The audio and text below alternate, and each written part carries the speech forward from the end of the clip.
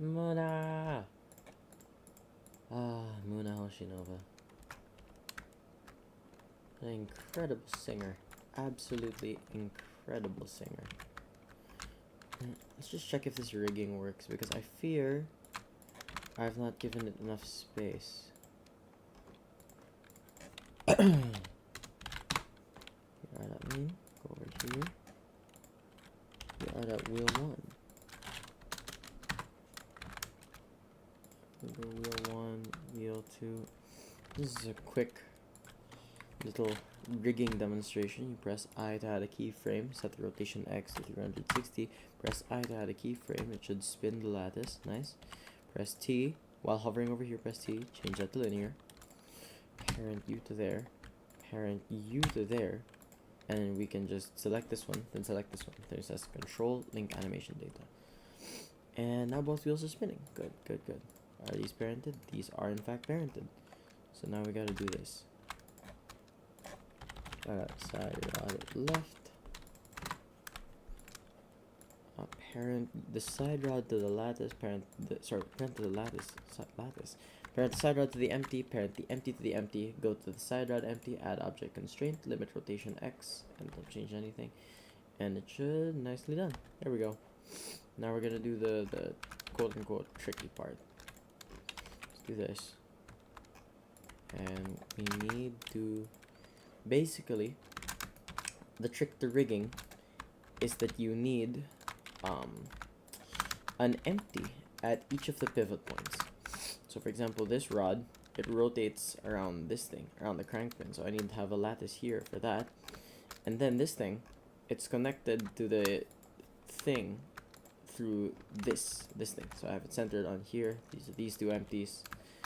So yeah, so we're gonna parent this to there. We're gonna call this beta r dot rotlat l rotation. That's my shortcut for rotation lattice, rotlat. By the way, let me just rename that.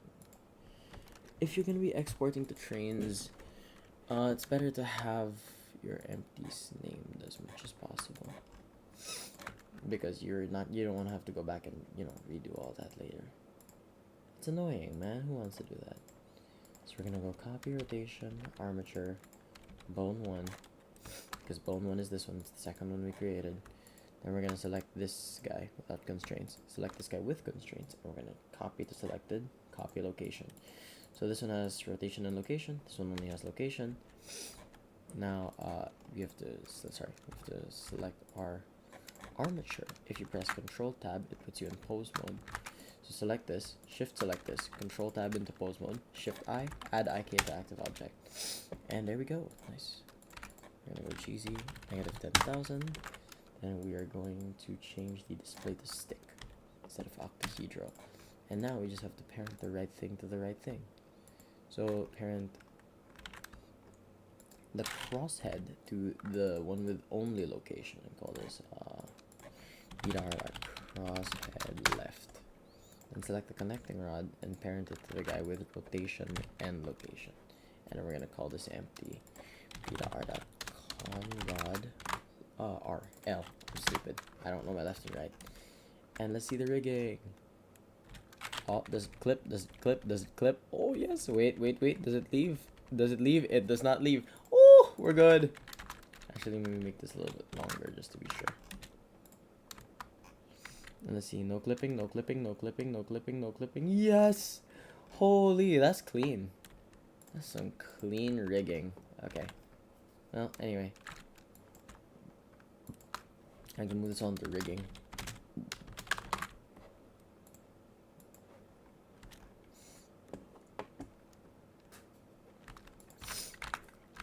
Anyway, since there are no readily... Oh my god.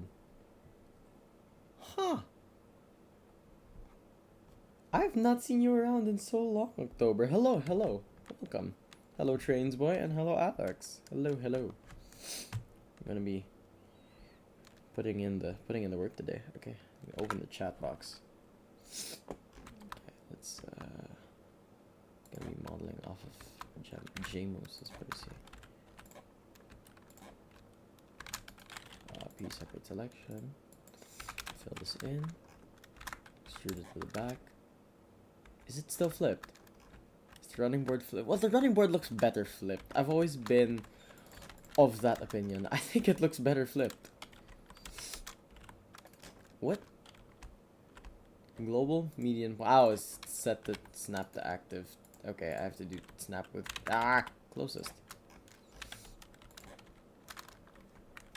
You're about to graduate. Holy shit, congratulations.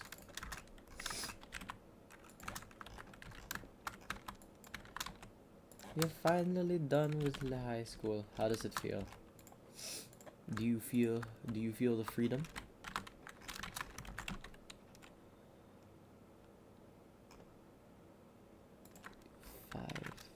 Five. Whoa, okay. Oh, it's because I selected vertex like an idiot. Oopsie daisy. 5 bevels. Okay, then I'm gonna.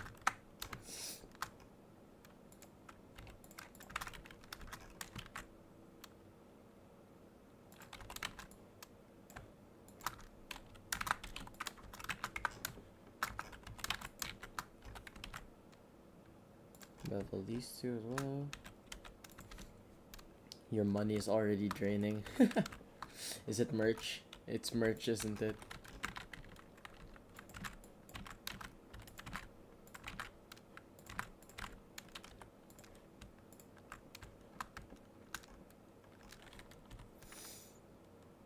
Trainsboy can tell you what it's like in college. I haven't reached that stage yet. I'm about to, but I haven't reached it yet. So Trainsboy's our resident old person in chat.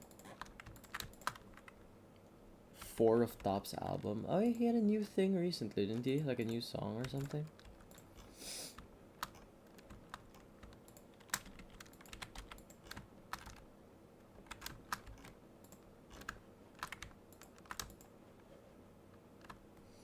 Oh, it's a whole album. Damn.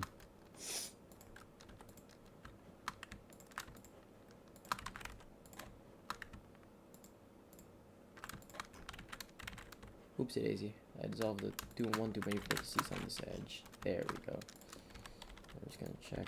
And we're good. Haha, running board. Which one's mine?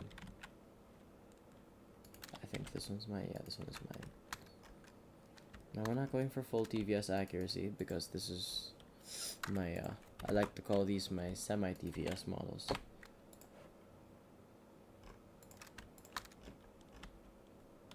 These are all semi-TVS parts. I'm going to move that in there. And I'm going to...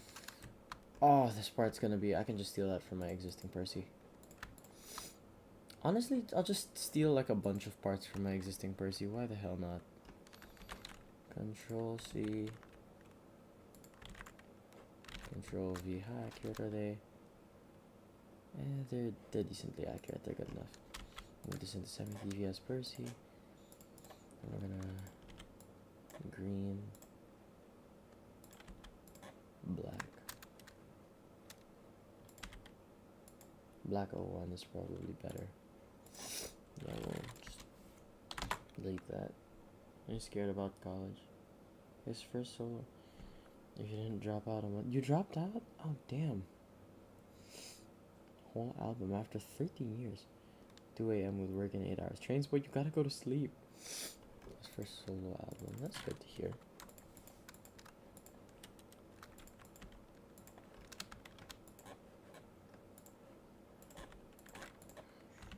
Where's the part now? Oh no, by October.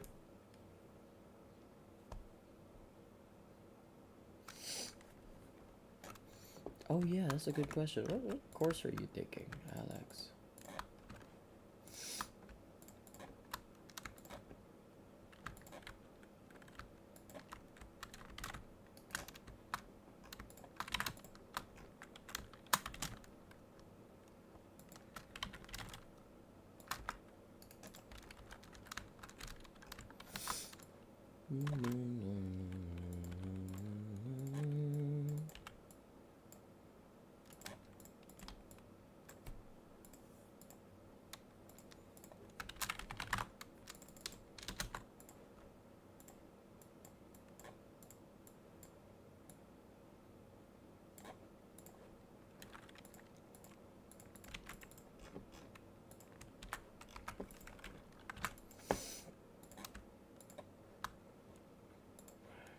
they have all those modifiers? No, no, no, no, no. Just have.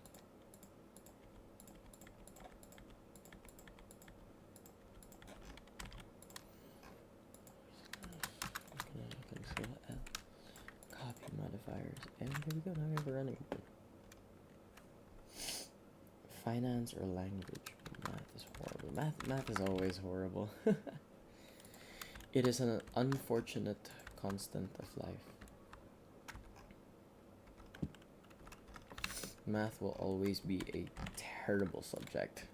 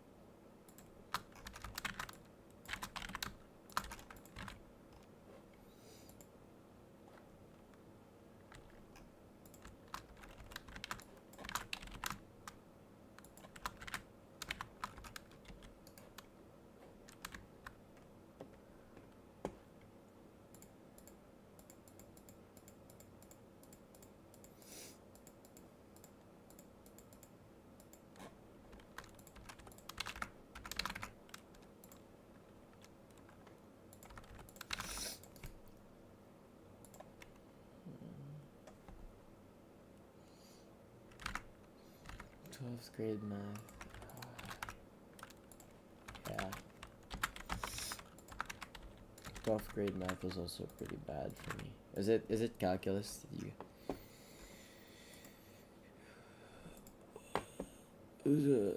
No, it's okay, trains. I'll just join later. Later.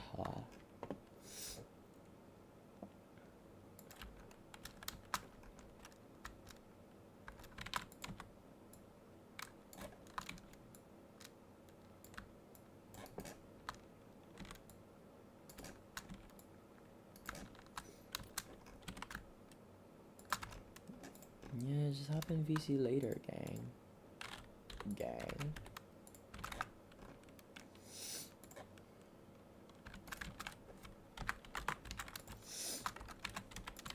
Is it that kind of thing where it's like, oh, yo, I think this test is pretty easy. I think I did pretty well, but like you're not sure because the lesson is so like ridiculously difficult.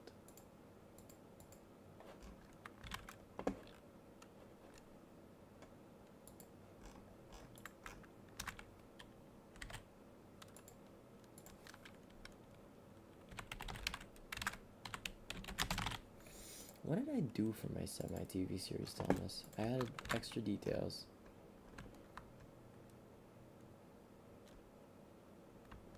But like, what is the extent to which I added extra details? Change the smoke box saddle slightly. I might do that for Percy. I might give him the...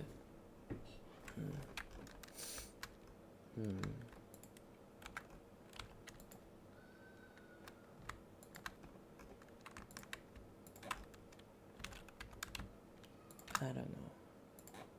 I really don't know.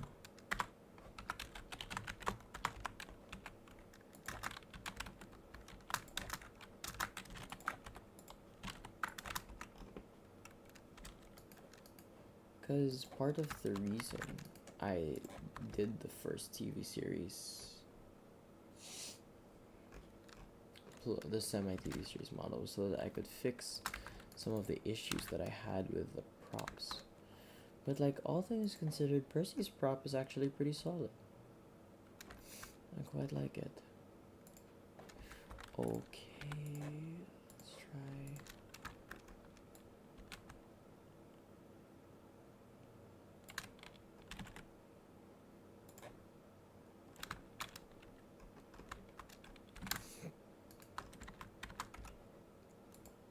I mean,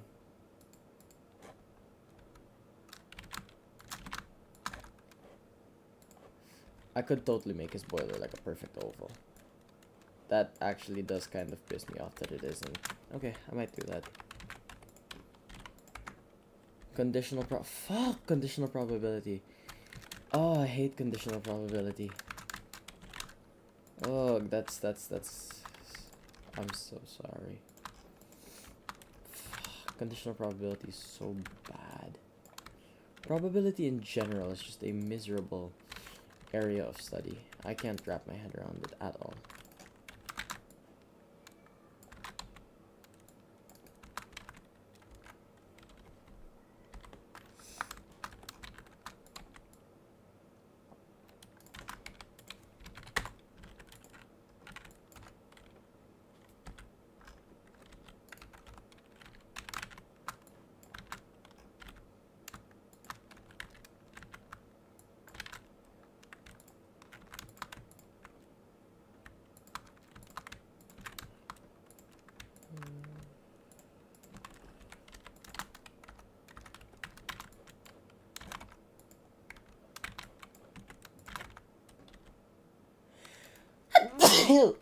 Ugh.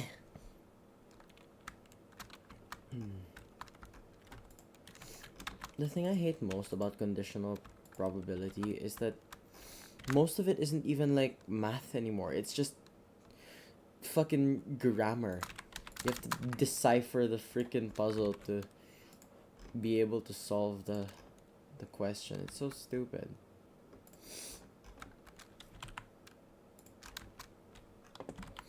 Oh, I know what I can do for semi TV series Percy. I'm gonna steal my Percy cab because there's not much that I want to change there.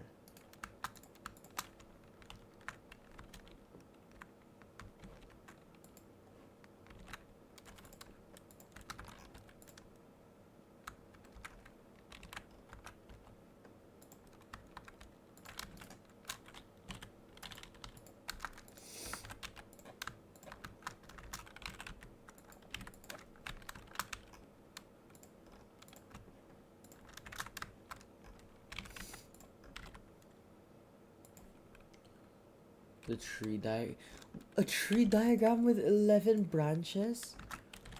Oh my god.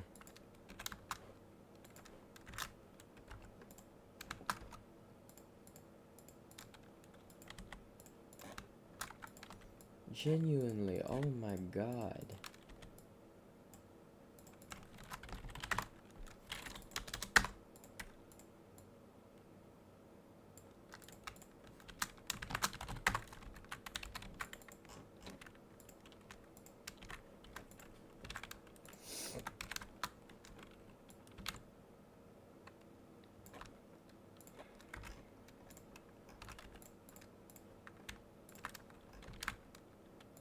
Genuinely, what the hell?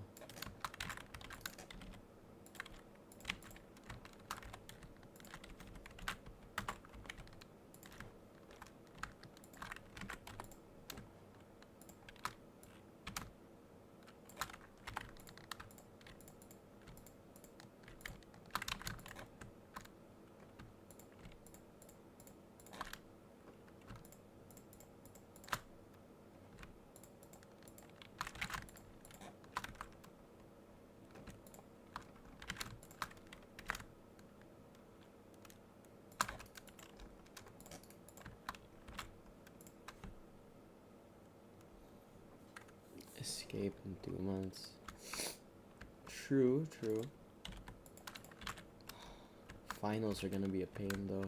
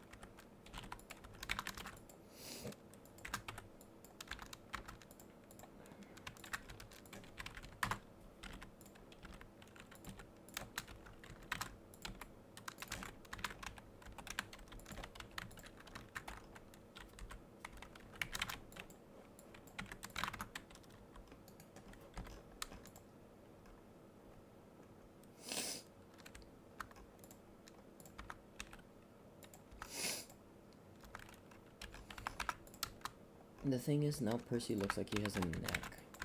I think I'll keep like a little bit of the old saddle design. Did I pull the stupid? I think I pulled the stupid.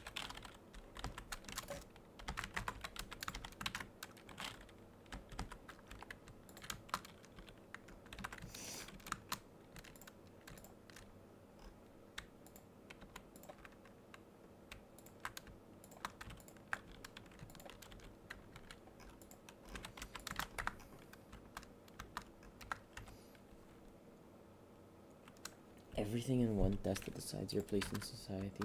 True. Oh, there's a lot of pressure.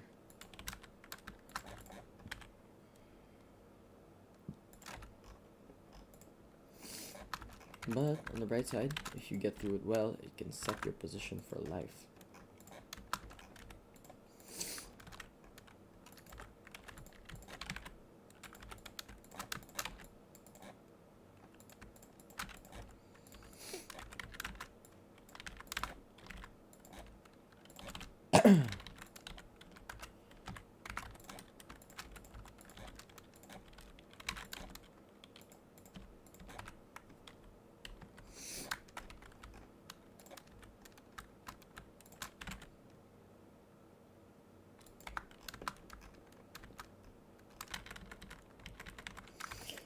Actually, you know what? No, let's just figure out a way to make it work.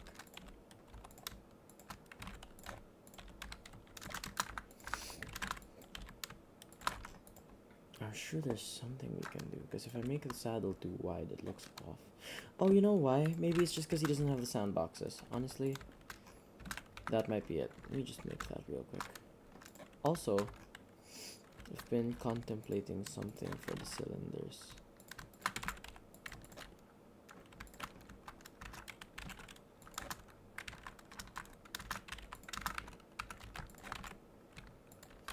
What if I did them like proper bona fide cylinders?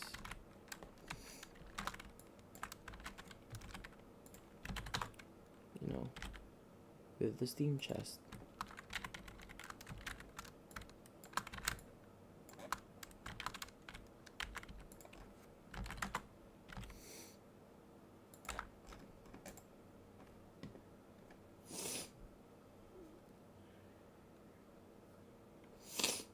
For 3 hours at a time, hating math without okay. That's totally fair. Math is such a brutal subject. Model the front first, then edit it afterwards, because I want to redo the whole front. As much as possible, I don't want to keep that many elements from the old designs.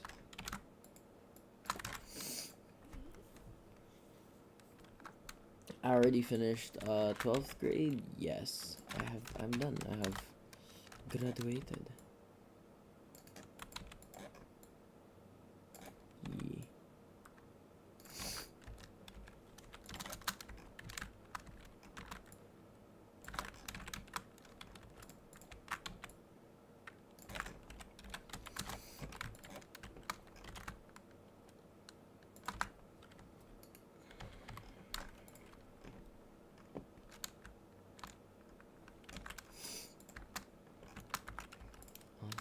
Thank you. And I also wish you, thank you for the congrats, and I also wish you the best of luck in your, what do you call it, the ending exam, final exam. What did I say, ending exams? Oh god.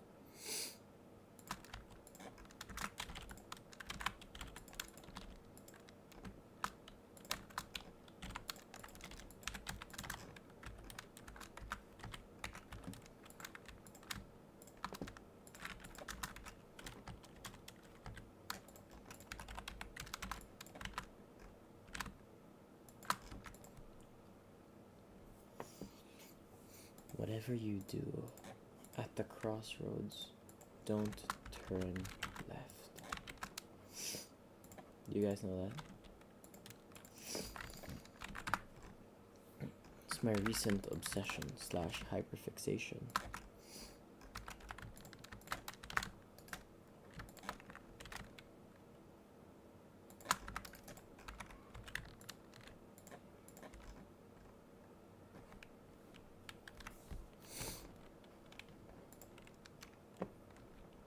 Do I wanna actually might wanna make the cab a bit smaller? Just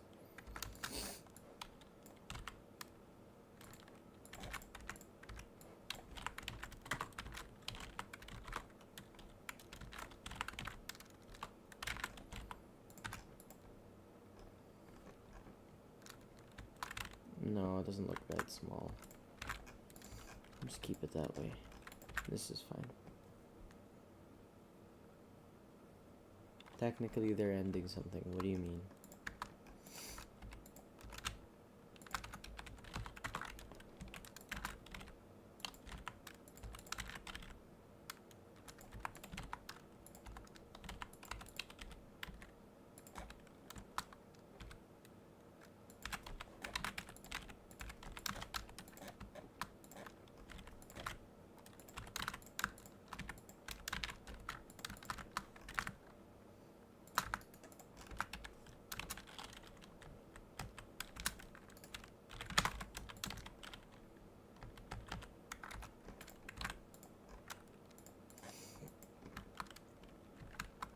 You know what? I might shrink Percy's wheelbase. I just might.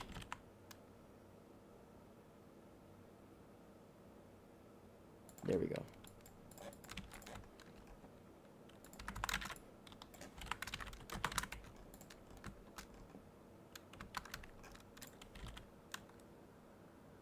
Looks like to be out at main. Move this forward a little bit just so it's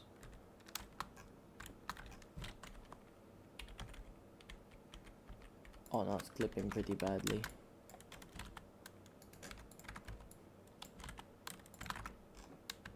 Problem solved. Yeah, that actually just entirely solves the clipping problem.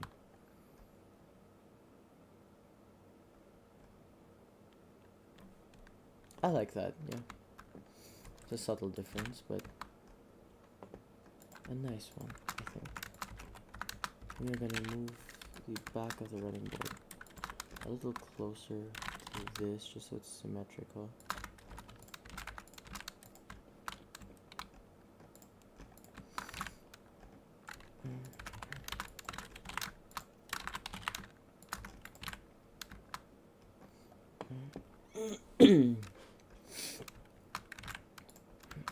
Yeah, he looks really weird without the sandboxes. I think I'm gonna do that.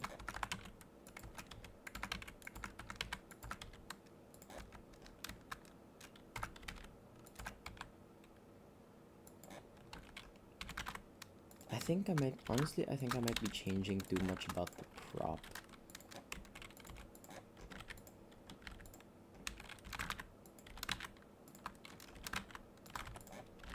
I don't know, I still think it's fine. I still think this falls within the realm of starting out modeling and hoping to do a Percy soon. Modeling and rigging advice. Percy's he's an okay model to start with because a lot of him is just curves. I mean, like they're mostly like circular shapes, which are very easy to do in Blender. Mostly, for the most part, what you want to do is you're going to want to use cylinders. These guys are going to be your best friend when modeling Percy because you can just do that. And then you do that. And then you do like this. And then you do that. And then you just do that. And then with a little bit of tweaking, just scale it up on the x-axis. And then some manual vertex tweaking. You've got like a really good Percy boiler already. So that's the first tip I can give. Cylinders are going to be your best friend. And the second tip... probably this is the one. I've always told this to people. Beveling is an extremely powerful tool. People don't realize how good of a tool beveling is when creating things, because a lot of people just see, oh, you know, beveling is just used to round out the edges. It's just used to make the corners smooth like this, which yes, it's one of the uses of beveling. But you can do so much more with it than I've seen people commonly do. For example, to demonstrate this point, I'd like to make the funnel now, actually. Hang on, let me just fix this a little bit.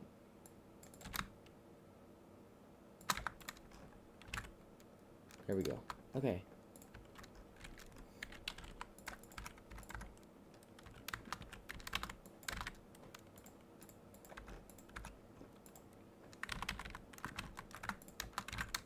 Experiment gone a little bit wrong. Let's open up the orthograph. So I want to make a funnel for Percy. I'm gonna start with a circle. 32 vertices should be fine. Scale it down until it's relatively about the size of the base of the funnel. Snap individual elements to face project. Press this. Shift tab to enable snapping. G, Z, enter. Don't move your mouse at all. Don't move anything at all. Just G, Z, enter while you're looking straight down at the checking tops LED. Ooh, the best. Thank you, Alex. I'm doing fantastic. Thank you very much for checking in and coming back. You are always welcome in this chat. No, but yeah, seriously, you're always welcome in this chat. Good luck with your finals and going into college, you know, pretty soon. Yeah, I wish you nothing but the best of luck. You have good fortune. But yeah, here, like at the bottom here, I want to make this curve. I can do it by using a bevel. Just 7 segments and bang. That's the bottom of the funnel curve. And I can round out this edge with another bevel. Bang. Already have the base of the funnel. Extrude this upwards. How tall do I want the funnel to be? Like this tall?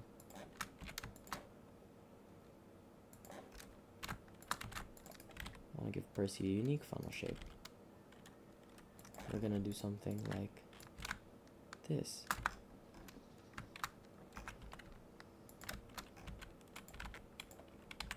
And you know how I'm gonna make this look better? Bevels, easy. I want a more curved profile here, so I can bevel this like that. Make it curved. Just do a quick dissolve and clean this up a little bit. Then on here, so that this isn't perfectly sharp, bevel. Shade smooth. Now, of course, I'm not saying that you should bevel everything. Beveling everything, like absolutely everything, is a terrible idea. Nobody should ever bevel everything. But you can bevel a lot more things than people realize. Beveling isn't just like a... Beveling isn't just a tool for smoothing out the edges. It is a shaping tool. So it makes it one of the most powerful tools in all of Blender, in my opinion, my humble opinion. Of course, this isn't like a be-all end-all way to model Percy. The stuff I say is purely opinion, basically. But it's, if it helps. Do duck funnel. This is basically duck's funnel, it's fine. I could do the mountain engine funnel with a little like lid thing that they have.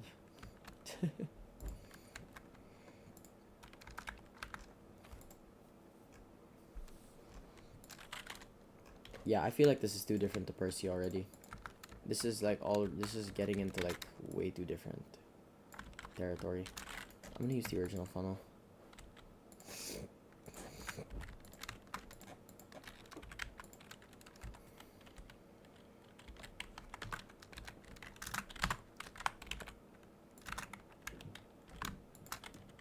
I'll teach the unhide, and I gotta pause for a minute. I gotta mute up.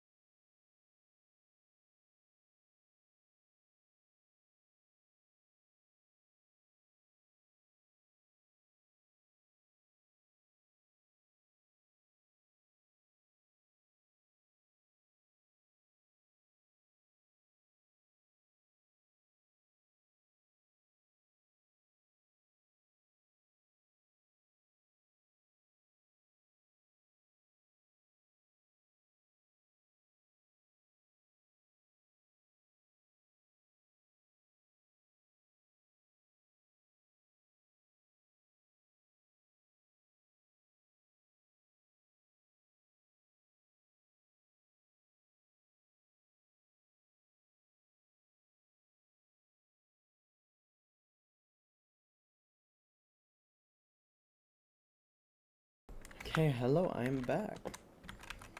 Let's keep working on Percy. Gonna bevel this. 6 segments should be enough.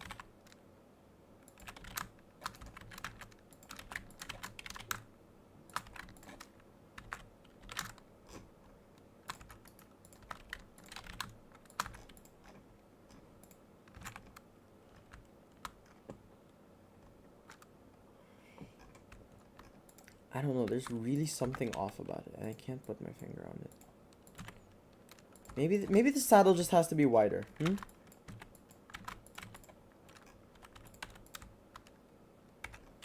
Maybe.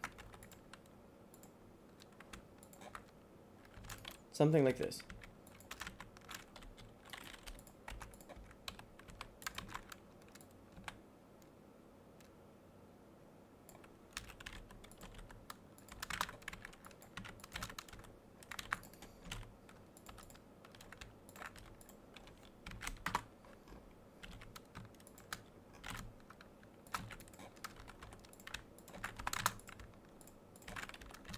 That looks better.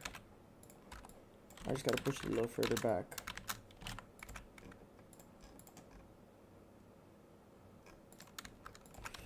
And then move the frames back. There.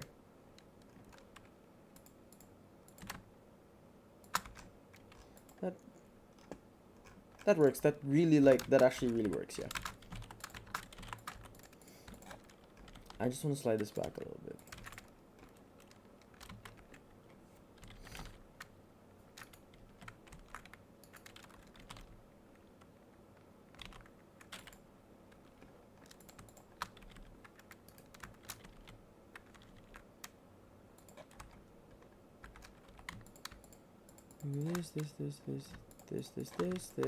This.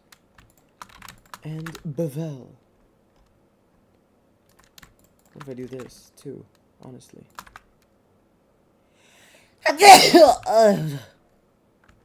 Excuse me.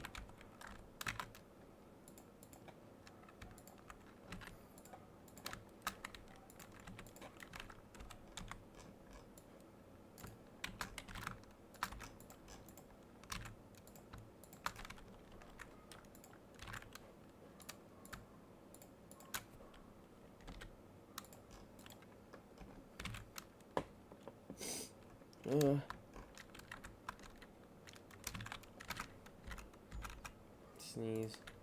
I think I can steal Thomas's whistle for Percy's whistle. If I do this.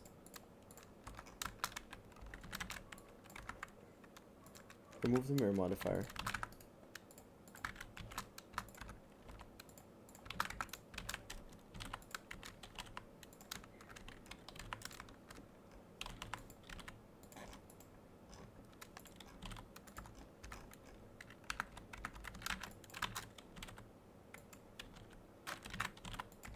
Bada bing, bada boom. Look at that. Good looking Percy whistle.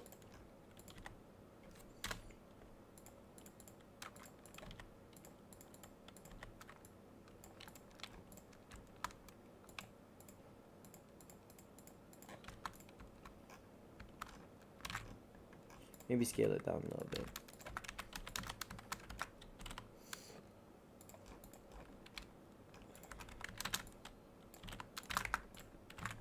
Then we're gonna steal the...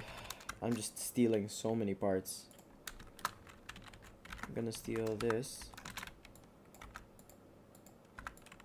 Delete this. Put that there. Scale it up a little bit.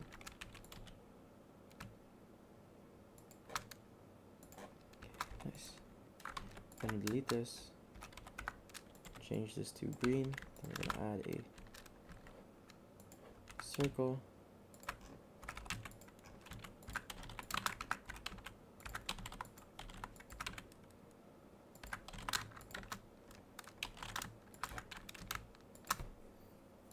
Hide that.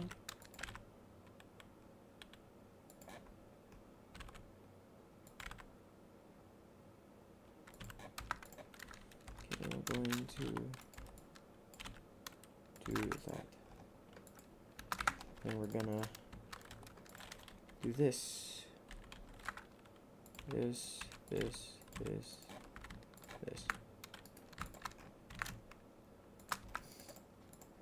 Alright, so this is not a modeling tutorial. This is more of, I'm gonna have this be more of like an exporting tutorial, because I'm also gonna export this model as soon as it's done.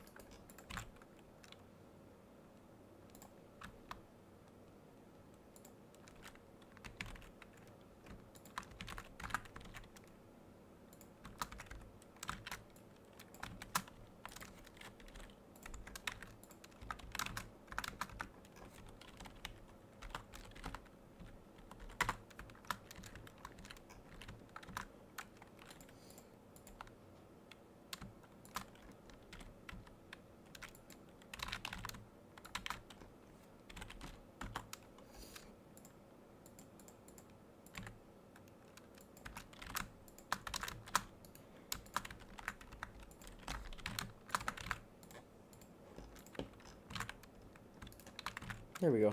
That looks good. Hit era Percy close-up whistle. Huh?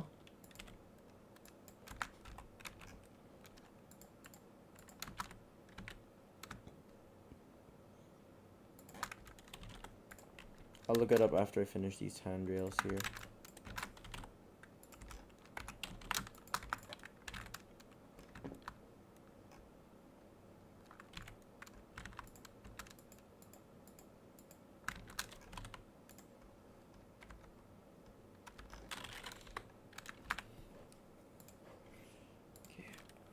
Thomas Wiki. Here we are. Percy. I won't be able to see the exporting part of my live. The live will remain up on the channel. You can view it in the live page.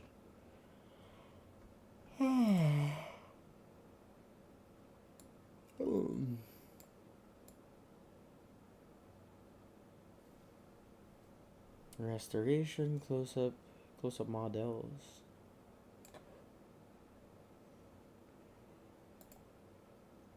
Is it this?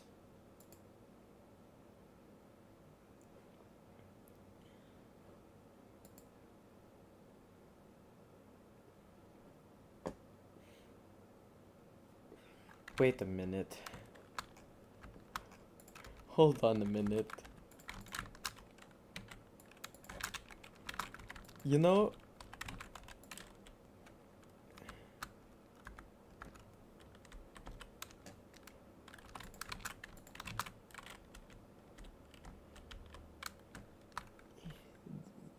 third one. This one.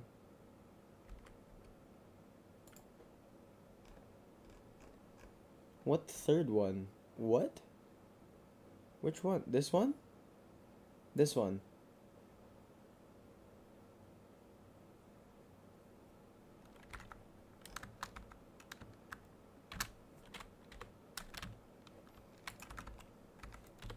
Yeah, sure, why not? Let's eyeball it.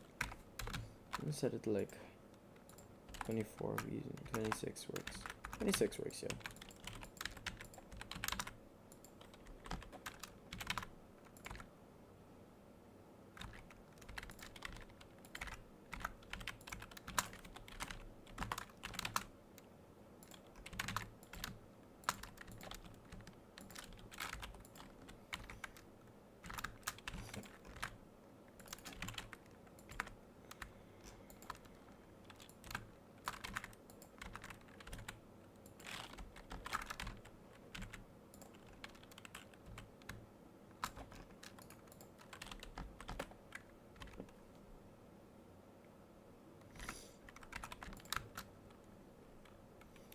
Gordon's S5. Is it?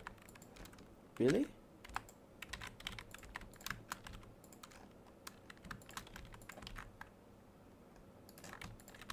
Well, I really like the look of it.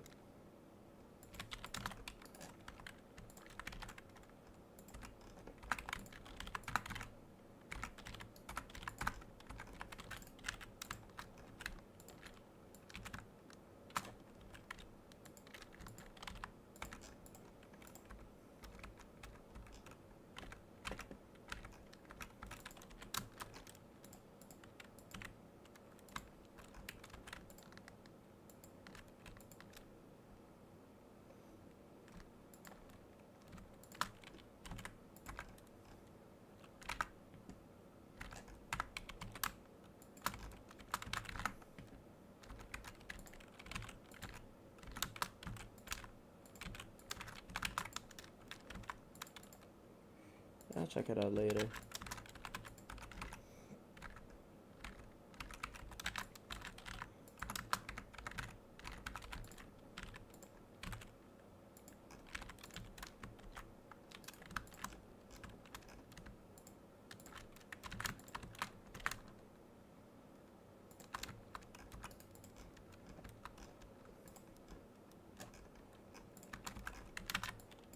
I'll do this. Open semi-tedious Edward.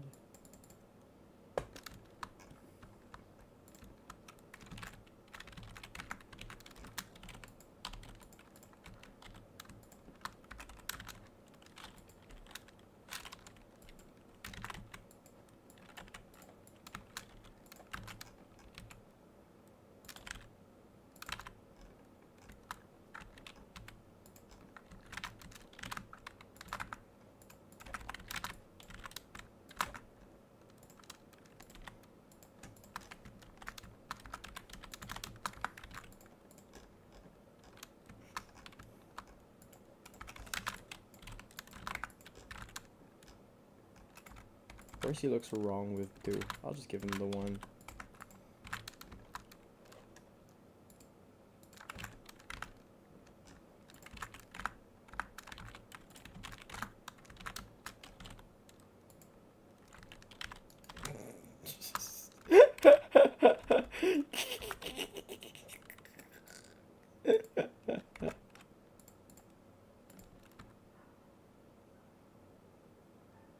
There we go. Oh, that's just lovely. That is just absolutely lovely. We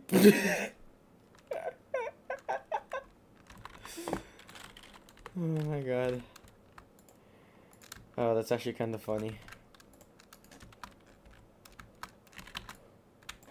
Mildly amusing type beat.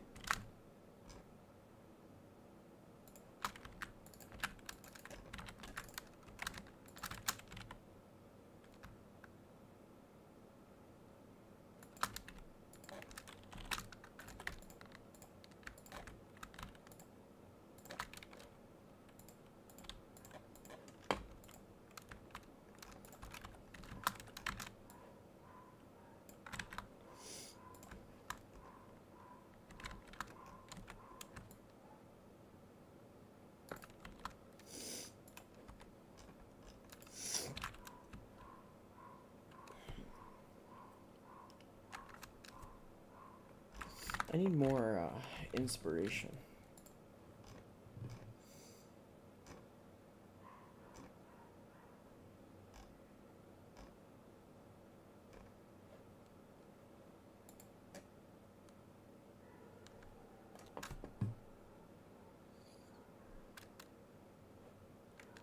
Did they use his close-up whistle in the CGI series? Holy shit, I think they did. Look. Huh.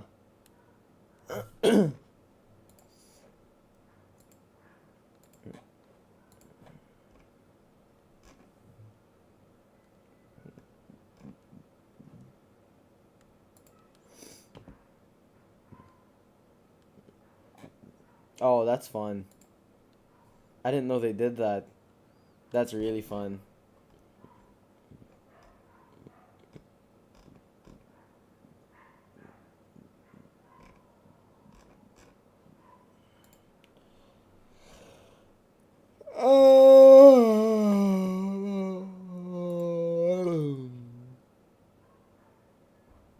Oh, this thing.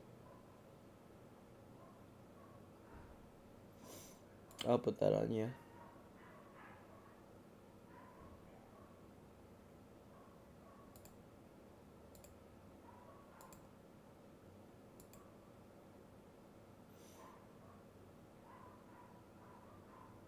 Handrails as well. Oh, we're definitely gonna put handrails on them.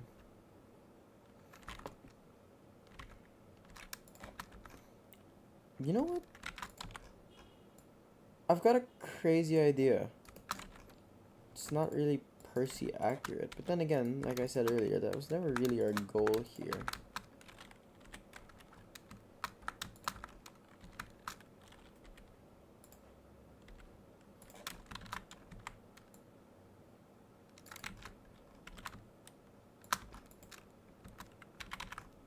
What if I just...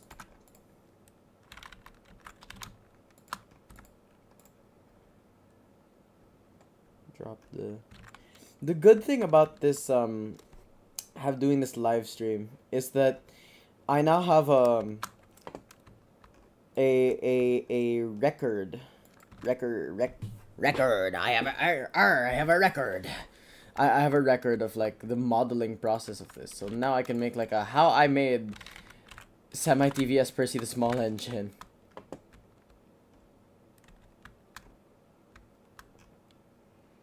Should I do that? Is that something, like, anyone would be interested in at all? Because, like, I feel like it's not.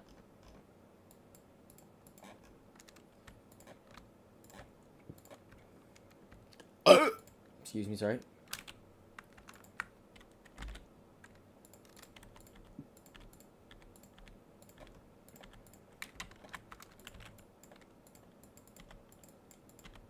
Not blue, brass. Silver, green. This has to be regular silver. Red, black, red, white, red, black, green, black, green, red, black, black. Okay. Black, green, brass, green, black, yellow, black, green, green. Okay, we're good. Honestly, I think Percy's almost done. I think he just needs his dome. I genuinely think he just needs his dome. And we're gonna freelance it because I like freelancing, said Trevor. Actually, oh no, we can't because the other meshes are okay. I was gonna reuse someone's dome that I'd already made in the Semi-TVS series, but this is fine.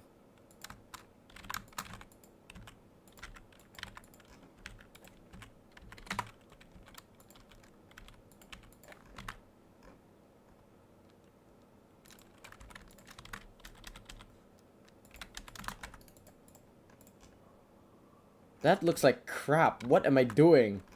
Dear God. There. That looks a little better. It looks like a hat. It looks like a fedora.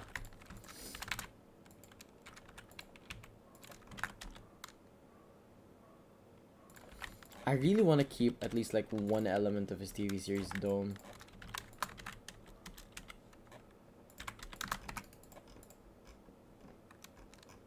I think it's just too tall. Honestly, I think it's just too tall.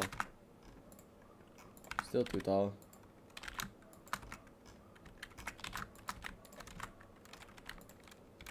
We're getting there.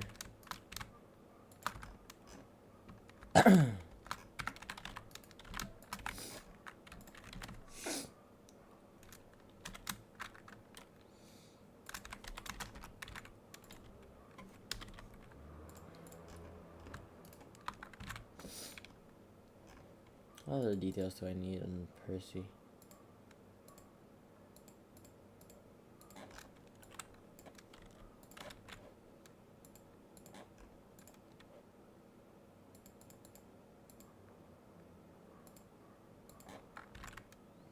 Oh, step ladder, step ladder, step ladder. Woo! Nearly forgot it again. Oh boy, I nearly forgot that again. Close call.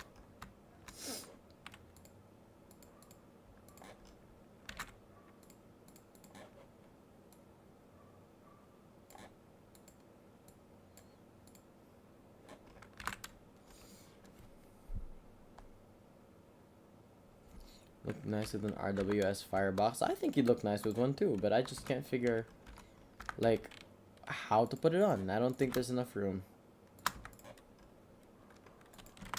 We can try it. Hang on. We'll give her a shot. We'll give it a shot. Cube.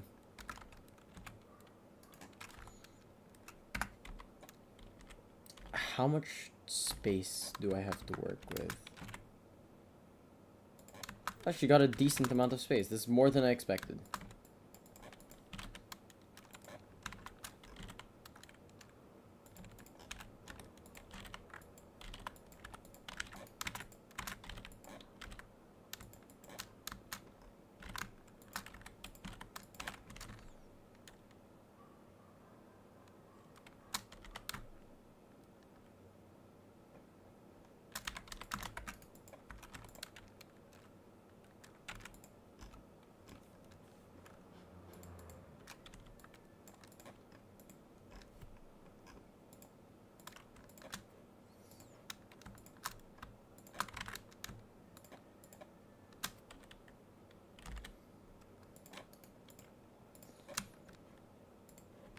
normal, weighted normal, weighted normal. This does not have weighted normals. Normals, weighted normals.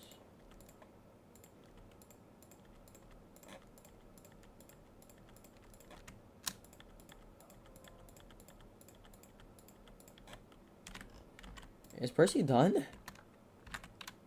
I think he's done. Like, legitimately properly done. Oh, handrails! God, I'm stupid. I keep saying I'm gonna do things and then I forget to do the things that I say I'm going to do.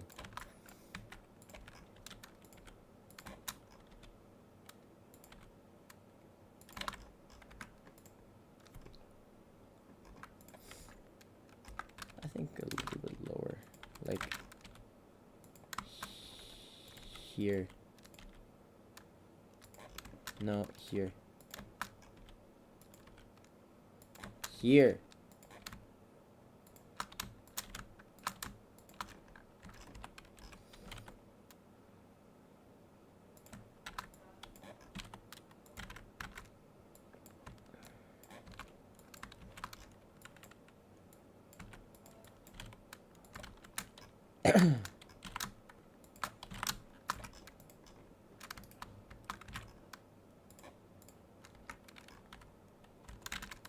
I feel like it should be symmetrical.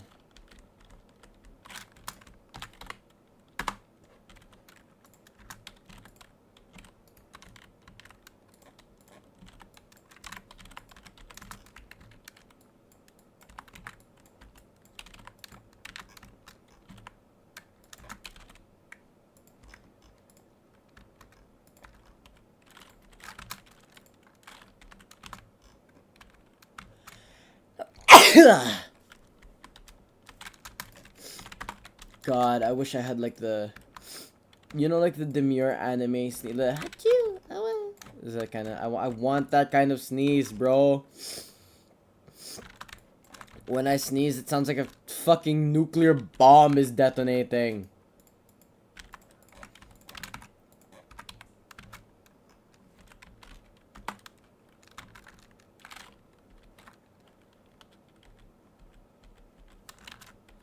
Let me select. Thank you.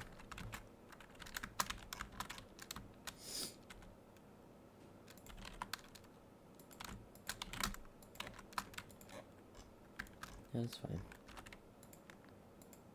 I'm gonna select you. Select you. Do that. Do that.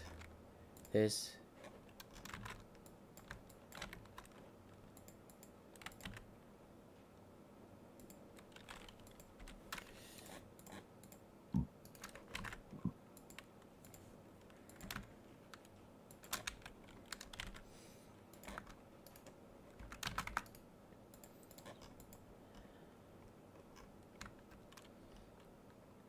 This works. Now I just wanna. Oh. Thank you very much for dropping by, Grayson Cooper. If you wanna come back to this stream for like reference, if ever you need it, stream's always gonna be available. Unless I dox myself, in which case I'm gonna hide it and then I'm gonna redo it. But we can hope that doesn't happen. We can pray that doesn't happen.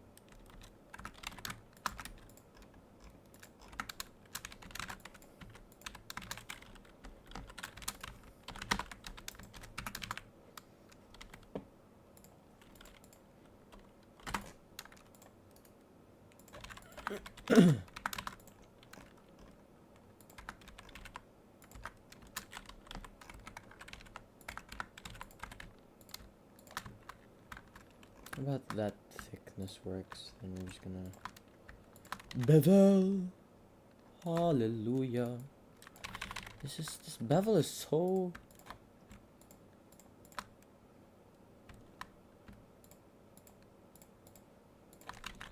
low res. Turn it up a bit.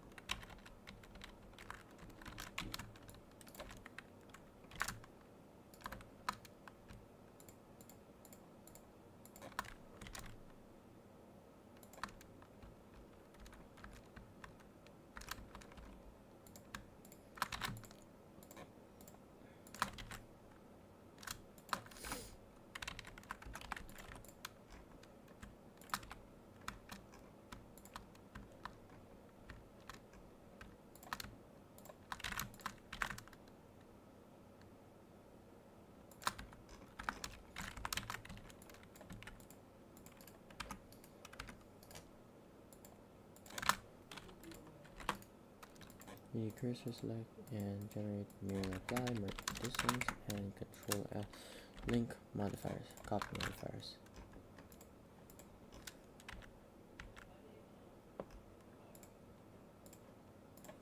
Silver, straight white.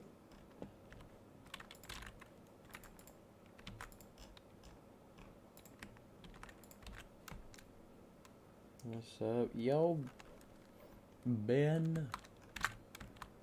Ben. Hello. Let's see.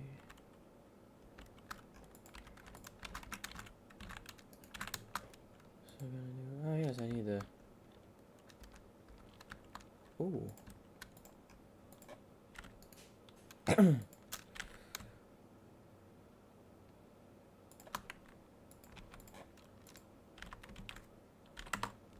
That works.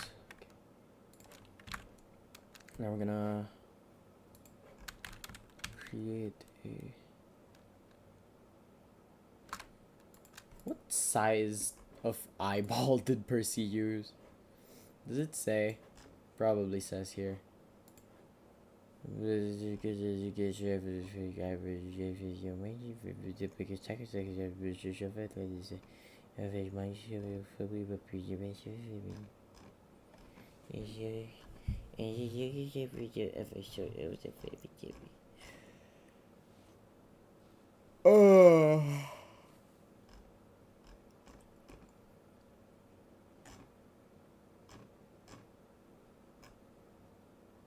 This face is so sad.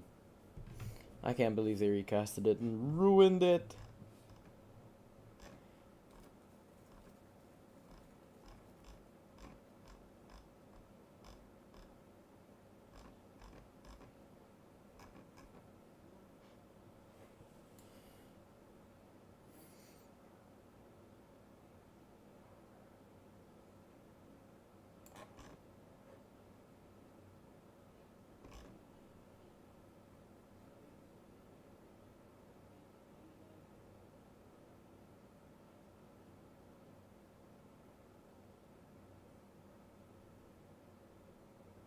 Distances.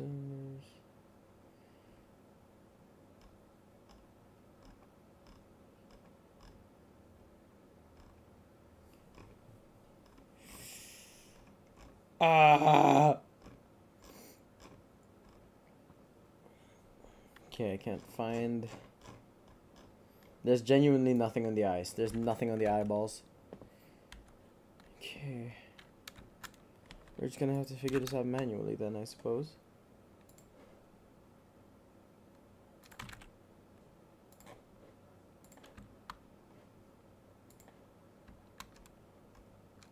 I think this is an old version of the face. Let me open up her face.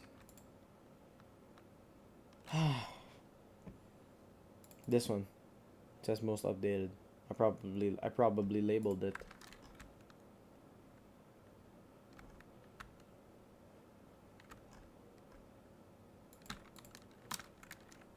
No season 5.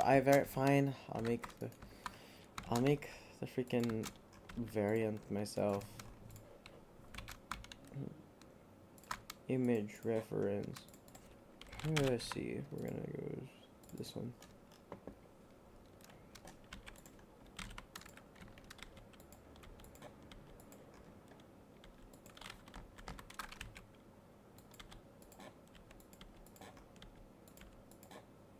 On the bright side, there's very easily available reference material for this face. Or well, not easily available, easily usable reference material for these eyebrows. Why? What? Okay, well, the subdivision's applied, so I'm gonna have to do this myself. Plane, modifier, generate, subdiv to scale.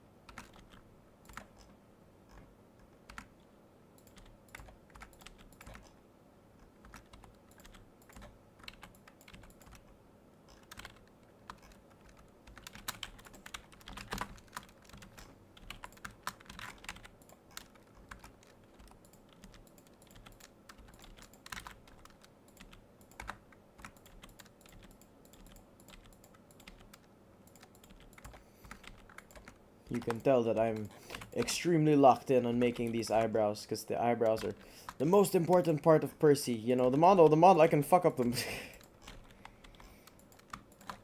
Okay. See how they look? And they're way too high on the forehead. Hold on.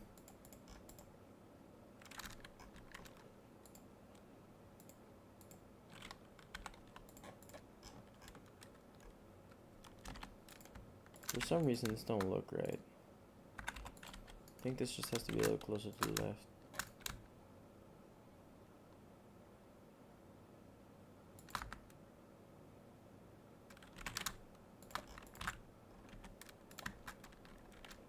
Ah, this looks fine, whatever.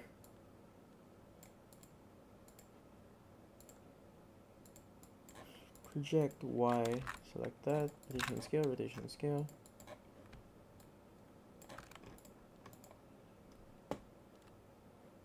I think they just need to be bigger.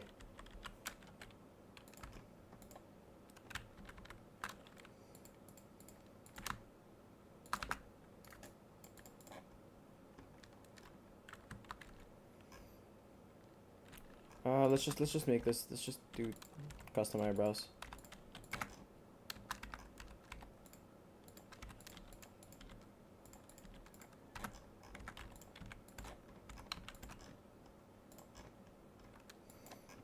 I like that.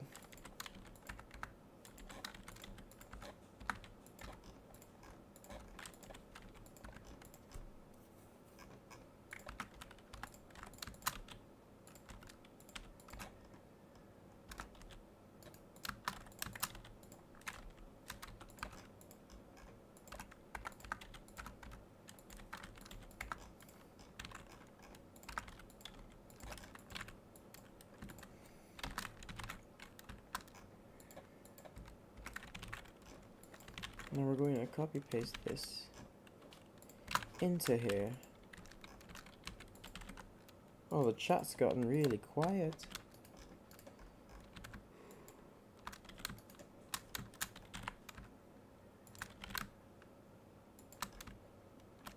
We're going to position this face on Percy. Set the origin there. He looks like he's got neck problems. I think that's the issue I take with my Percy right now. And there is an option, there's a way to try and solve this. No guarantee that it will actually work.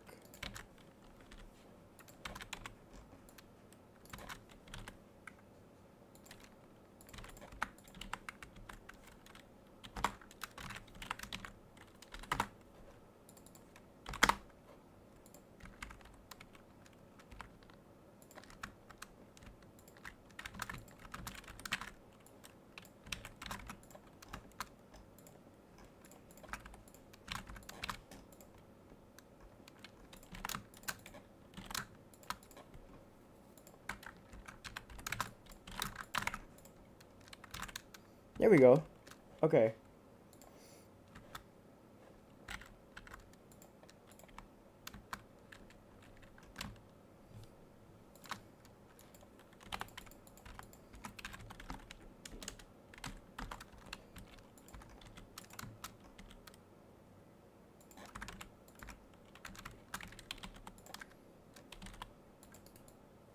We're just gonna trust that this is probably correct. Okay, that's way too far out, actually. Hang on.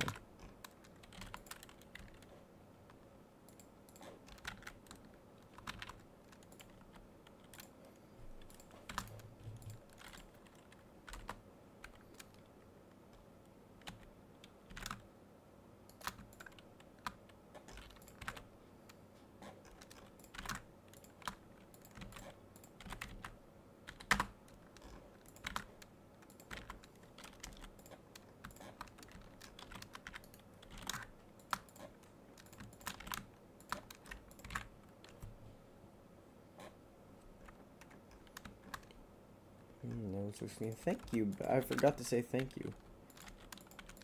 Thank you, Ben.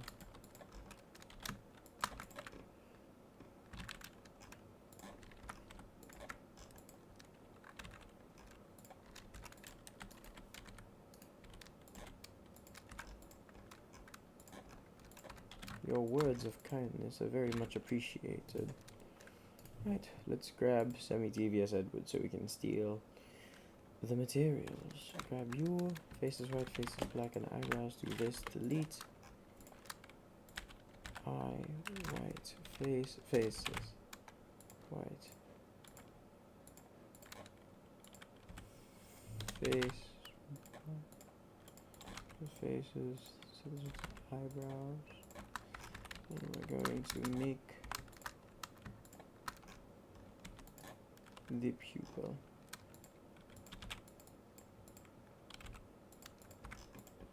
Too small. Too big.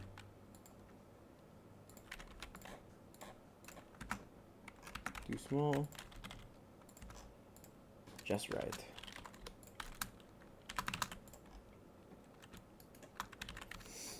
Really just right.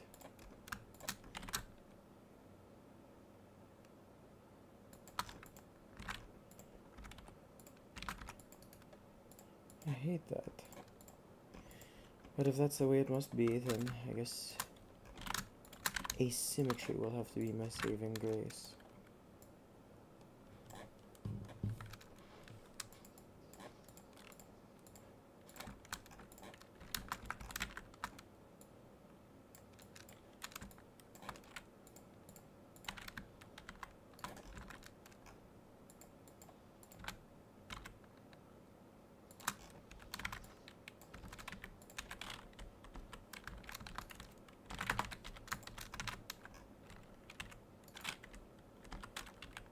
Can scale them in their individual origins, move them back, and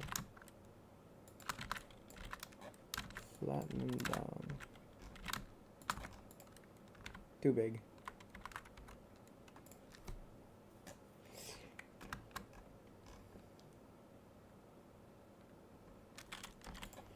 I don't know, there's something about this Percy that just doesn't look right to me.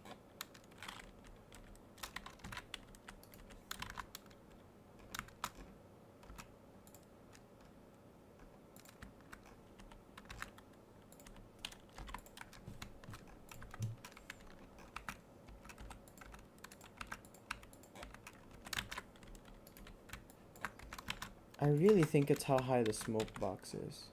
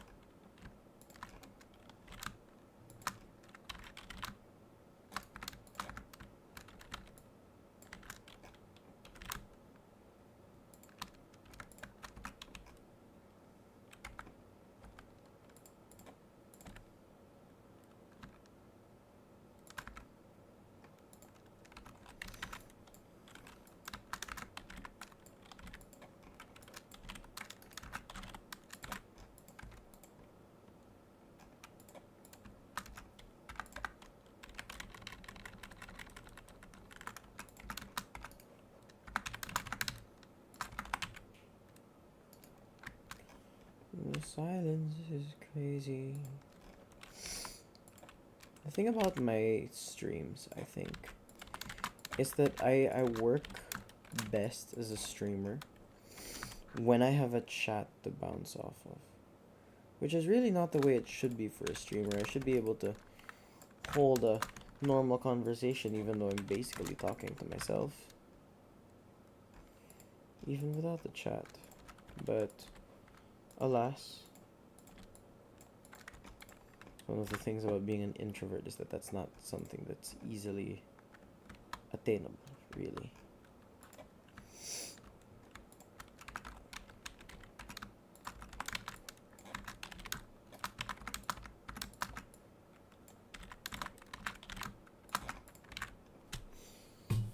I've squished him.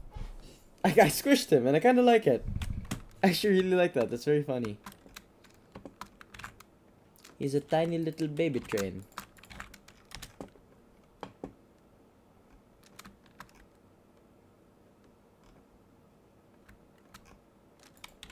Should I move this forward?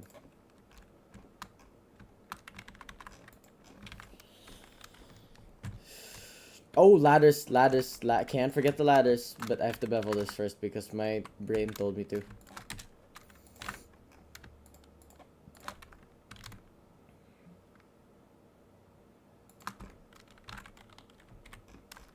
There we go. You know, this ain't that bad. 148,000 tries. Remove the face that's like 131,000 tries. That's not bad. That's really not bad.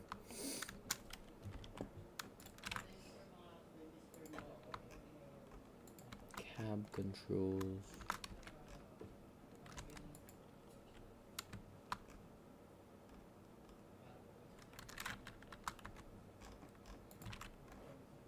Nah, I don't want to use them.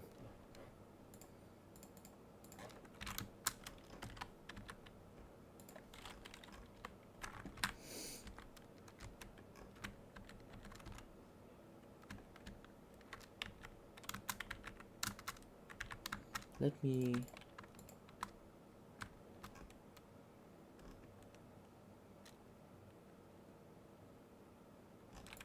Actually, I don't need to mirror the rigging yet. Later. Right, firstly, let's get my number 6. Let's get the LMS number 6. Where is my, you know what was I, oh, step ladders. Yeah, that's the thing. Okay, let me just put the numbers on, then I'll go do the step ladder. I've made a 6 before, why is it gone? Oh, wait.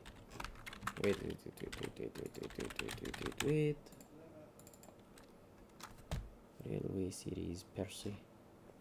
There we are. Perfect. Oh, this was a pretty nice Percy, I will not lie. Pretty proud of him. I'll put this in yellow, put this in red. Scale it up. Put it there. We're gonna do view location x0, set origin to 3D cursor. Rotate it 180. Try distance. Yeah, that works.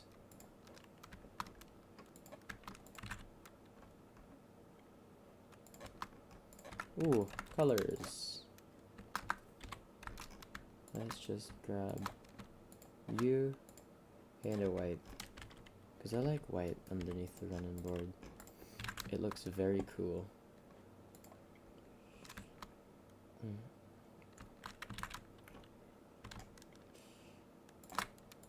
My ideal TVS Percy. No, but here's the thing, right? It's not really that interesting. Because I think people would like to see, like, how should I say this? I think people would like to see videos as if it's like, oh, you know, making this Percy, it's like a Railway Series styled Percy, or like something that people would recognize, but this is just my own style. this is just my own style, and I don't think many people would care about that. Yeah, just the focal length. 6, 7.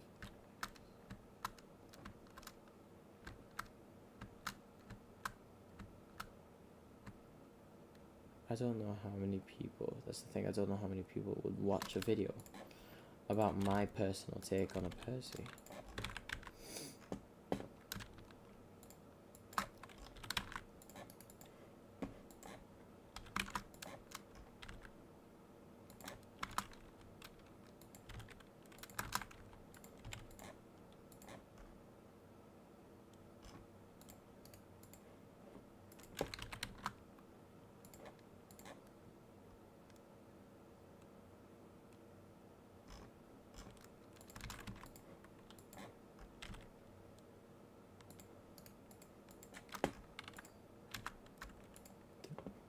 Green is so neon. Jeez.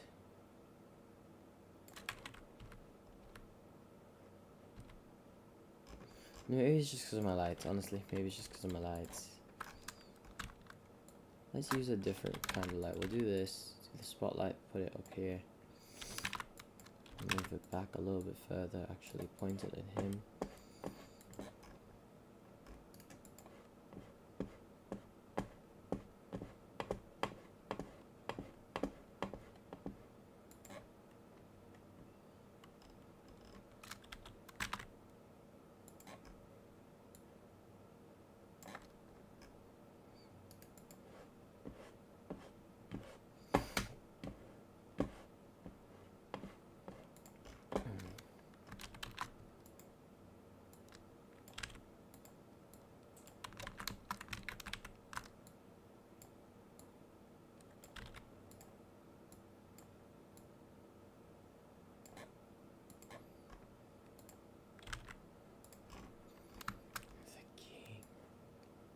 In yellow.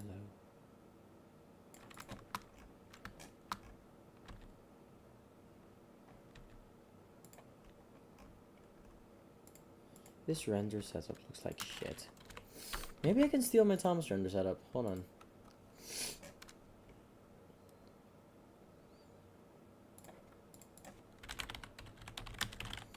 How long have I been working? I don't even know. I'm working for 1.5 hours.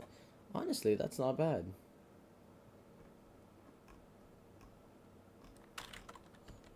For a 1.5 hour model, that's not bad, isn't it?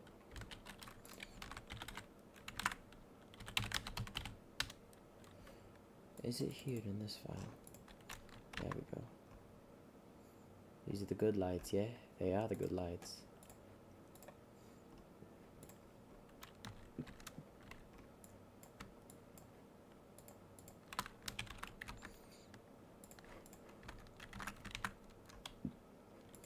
There we go. That's actually a really nice looking render setup.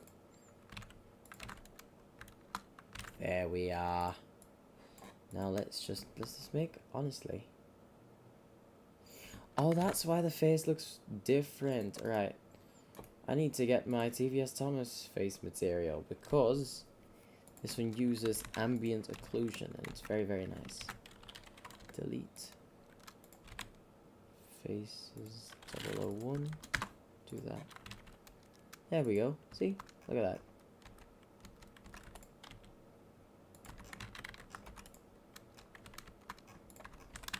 What if we made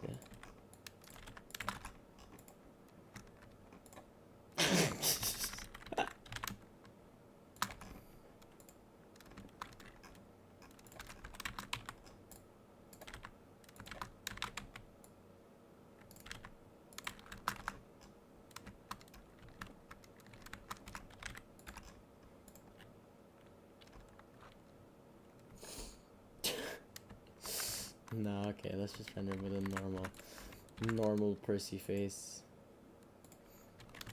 And the lamp iron is stabbing him in the chin.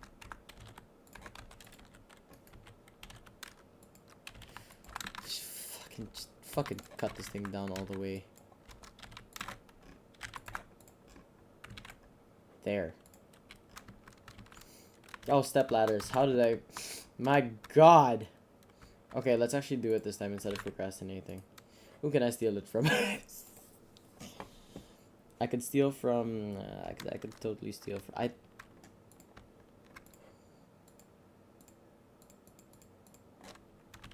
Well, I put them on James. So let me just grab these bad boys.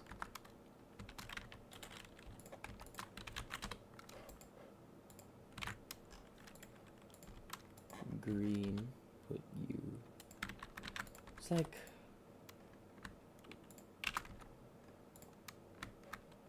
It's like, yeah, probably. Why are you off center?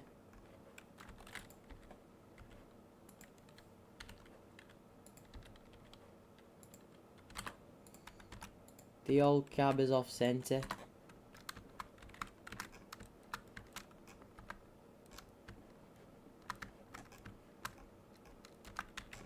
That's fucking egregious.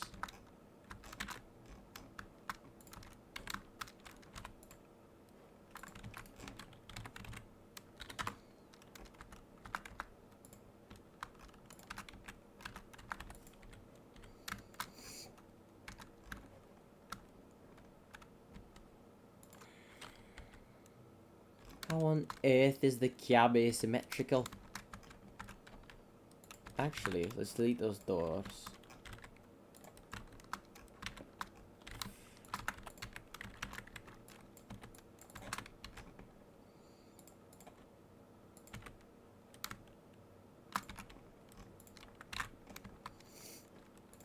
Put some in front here as well. Why the hell not? Oh, that's why. This fucking cylinder's in the way. Never mind. Ah, here I was trying to be slick. Is it you? It is you. We'll put these doors on. Because these ones are nice doors.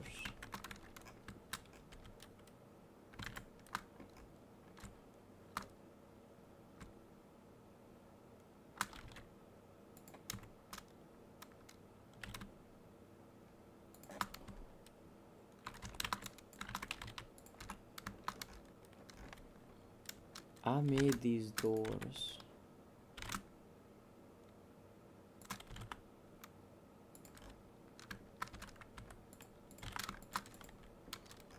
Just bevel this ever so slightly. Then we are going to mirror this perfectly.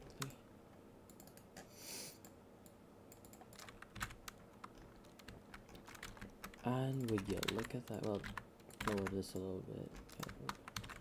Would you look at that? That's a pretty nice looking Percy. That's a pretty nice looking Percy, I will not lie.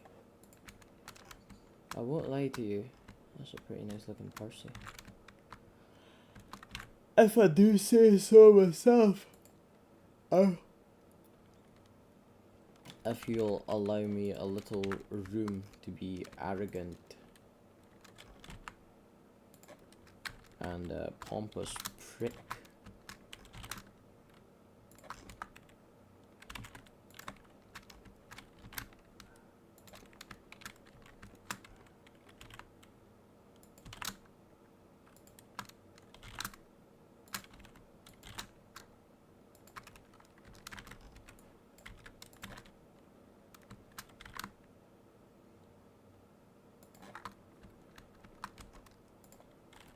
Alright, so we're just gonna move this down a little bit.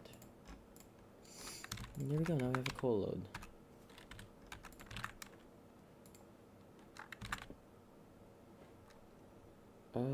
Okay.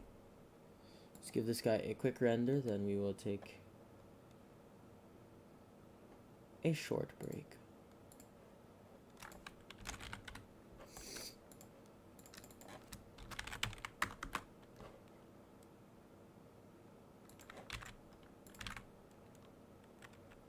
Okay, quick break, quick break.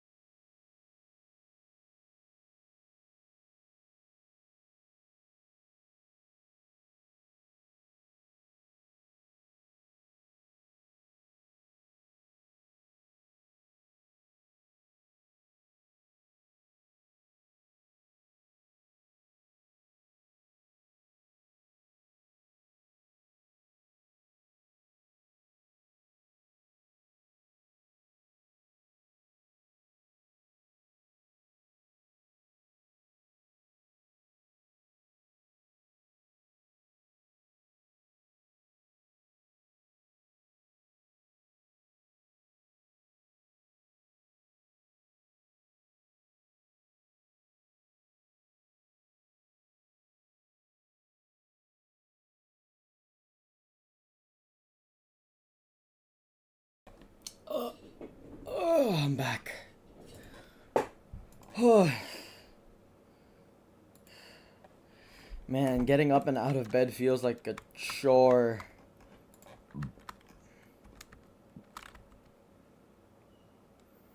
But I'm up.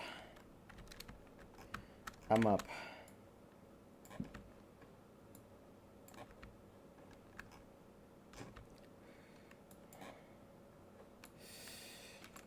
Random side tangent. I really want to watch Dragon Ball. Like, I've been getting a lot of Dragon Ball shorts in my... What the fuck happened here? Sorry. I've been getting a lot of Dragon Ball shorts in my YouTube timeline. And I'm very, very curious about the series now.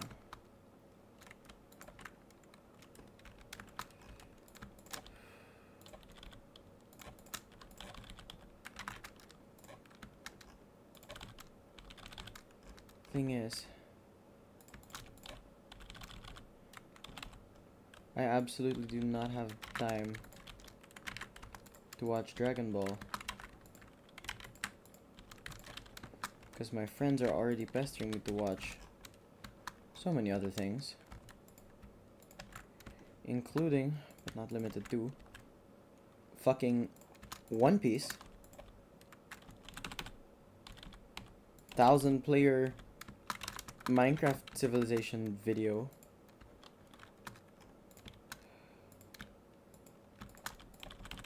Frieren. ReZero. I feel like I have so many things that I want to do. And not enough time to do any of it. Which sucks. Absolutely sucks.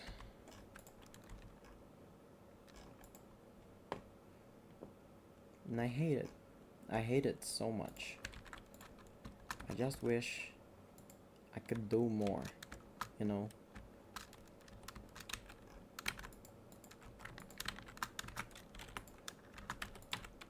Oh my god, what just happened? Oh. My shoulder, like, spasmed a little bit.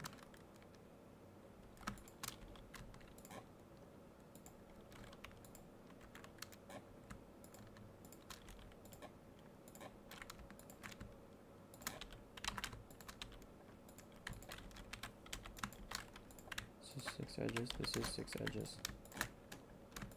Nice. Good even split.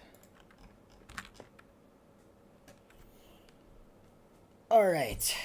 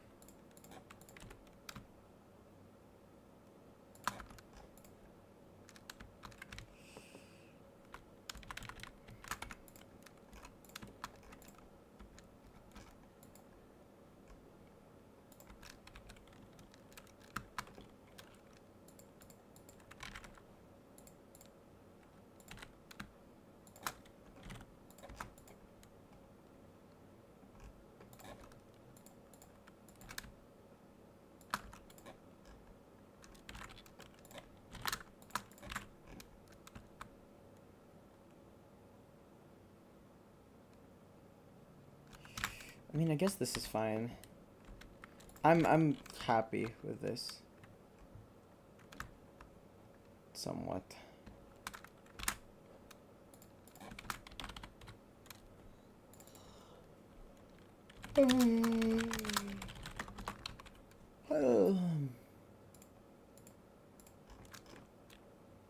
I am sleepy.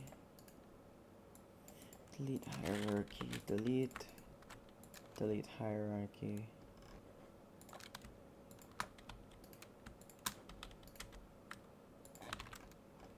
Right, let's sort this out. We've already got the rigging in its own folder. We're going to put the driving bogey in its own folder. Delete this camera.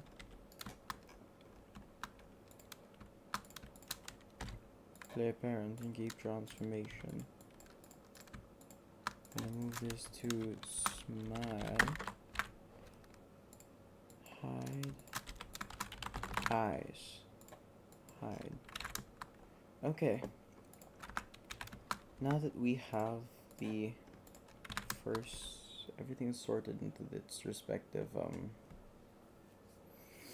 place, we can do the first step to exporting any model, and that step is called UV unwrapping. Basically, in order to get a flat 2D PNG on your model, you have to kind of cut up your model so that it's flat. That absolutely did not make sense, probably, but as you can see here on the left, we have a flat 2D thing in 2D space, which is the mapping of these faces in 3D space. So these faces each have a corresponding spot here that you can paint on or texture on or whatever else you might want to end up doing in something like this. So let's just unwrap this, then move this to folder. We'll call it unwrapped, just so we know what's unwrapped and what's not. Anyway, here's a little trick for the people who want to check their UVs. There's a thing you can do if you press new material, base color, image texture, new, set this to 2048 by, oh fuck, set this to 2048 by 2048, change the generated type to UV grid, hit OK. Nothing happened, but if you go into material preview, you can see, oh wow, look at this thing. Let's say it's like a UV grid. You click on texture and it'll show. So it's one of the easy ways to get something to check your UVs. Next, we're gonna do it for this thing as well. We're gonna bevel you. Let me like speak like a normal human being instead of like whispering, basically whispering like I was just doing. Let me speak like your average Joe. Your average Avery DeMayo. Okay, we got that. Then we're going to cut this here. Mark seam, and then since this is tall, we have to cut this at the back probably.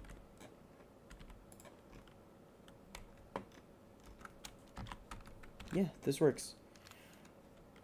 For the most part, you're not too concerned about like getting every single UV perfectly straight. You just want there to be minimal warping. That's the rule I live by. Minimal warping, not no warping. Minimal warping.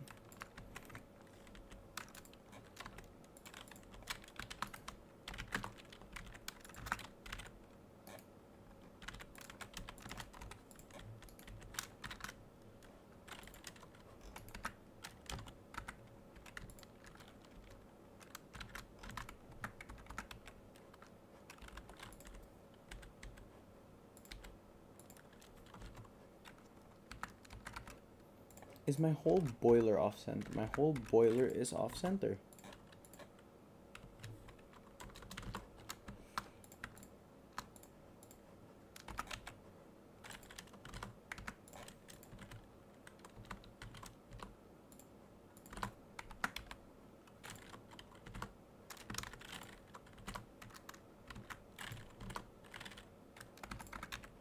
Just gotta make sure everything is centered. Okay, now we can continue unwrapping. like so.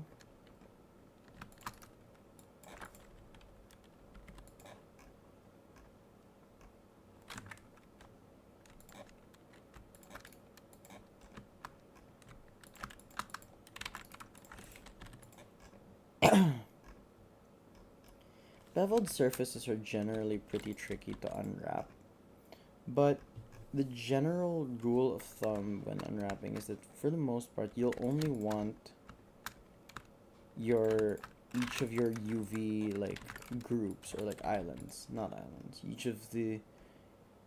You only want each part of your model to be joined by one face. In situations like this, it's impossible because the UVs will overlap, which makes it really annoying. But it's fine. Those parts are just, sometimes it's just parts of the UV that are gonna look like shit, and you're gonna have to suck that up. Unless you guys can figure out a way to UV unwrap. So, yeah, we're gonna be here for a little while. Because UV unwrapping generally is the most tedious part of the whole process, and I hate it. I hate it with every fiber of my being, but it makes my models look good. So, I mean, okay, here's the thing. If you can't be bothered UV unwrapping, normally there's this little trick you can do called Smart UV Project. And if I press U, you'll see it here, Smart UV Project. It's there. That basically does all of the UV unwrapping shenaniganery for you. But I don't know, I prefer to do it the old-fashioned way. Oh, not for this. This one I'm just gonna straight up Smart UV this because I can't be bothered. That's the thing. I think the most effective way to UV unwrap any model, keeping a mix between time consumed and quality, because you have to balance those out.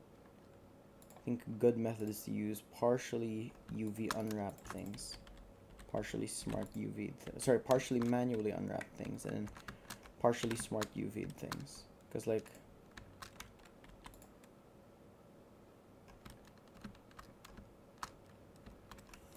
I could spend ages, and I mean literal ages, unwrapping this.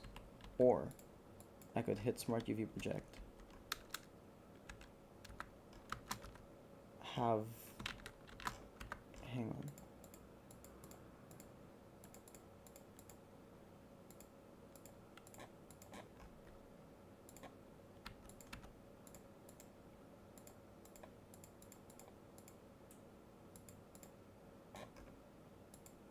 Where's my... Okay, well, I guess not. I can have this whole thing, Smart UV unwrap, in a way that looks fine. I would have to say this looks fine. It's not good. It looks just fine. That's it. Also, there are little UV space saving tricks. Like what I can do, I can UV pack that in advance so that I can mirror it on the other side. And now, those share the same UV, they take up less space, and they're both UV unwrapped just fine. So we're going to move this to unwrap now. We're going to move this to unwrap now. Let's do this one, because this I think is going to be a pretty interesting shape to do. Because we've got in this center part here, we have a nice looking cylinder here. So we can cut this open, unwrap this. Nice and clean unwrap. That's good. That's a good unwrap. Then I guess what I'm going to do, I'm going to cut off the ends, which should honestly finish it off at this point. Yeah, there we go. We're done. Now for this part, I think we cut off the top part. I think that's gotta be, sorry, not the top part, this like flat section here, because this should clear the way for a relatively easy UV unwrap. Because the way I think we do this, cut this whole thing open except for this, and this should produce some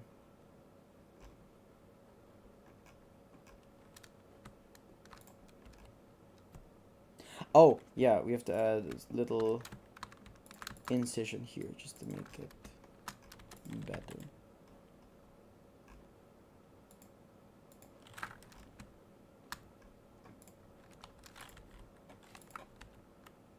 What?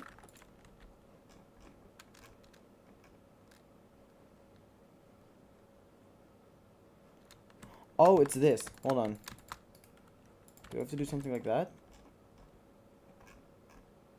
That has just made it so much worse.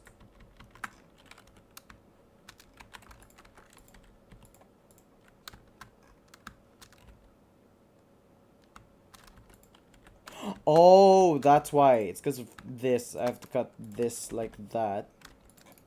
And probably clear seam there. There we go. Okay. That took me a while. I was wondering why it was so, like, fucked up. Okay. Now we can UV pack that. So we're gonna move this into unwrapped. The thing about chassis is that I generally don't bother UV unwrapping them because, like, manually UV unwrapping them, because most of it's gonna be hidden behind the wheels and the motion anyway. So you can just assign the chassis like a really low res, just give the chassis a really low res thing, like a texture.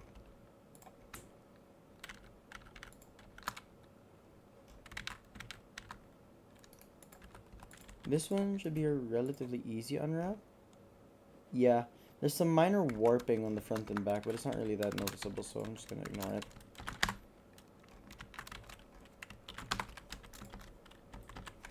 Now we're gonna move this into unwrapped.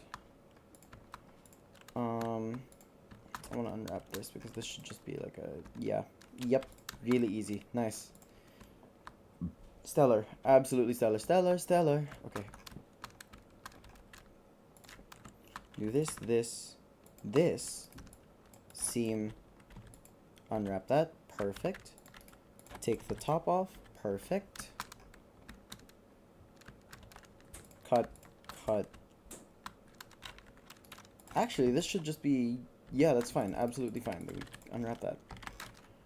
Perfect. Now we gotta unwrap this one. This one should also be easy, just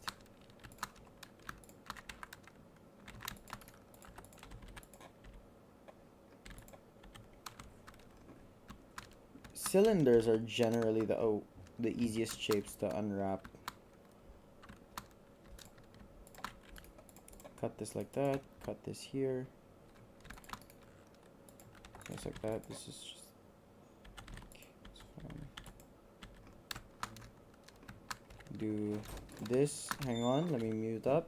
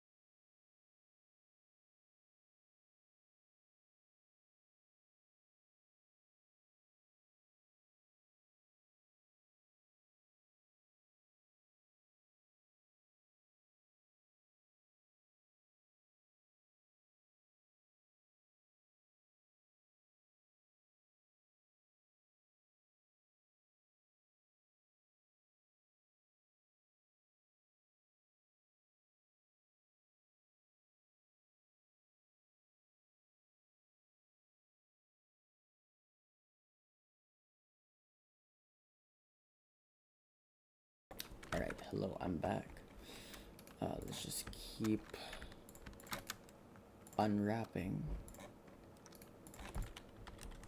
Unfortunately, there is no hard and fast rule for unwrapping. I can't tell you, oh, this specific part has to be unwrapped exactly like this every single time. Because, you know, every model has its own needs and requirements. But there are some things that are generally pretty common that I can tell you. Cylinders are kind of easy for the most part because a lot of them can just be separated and then unwrapped, and Blender's math stuff will do the rest.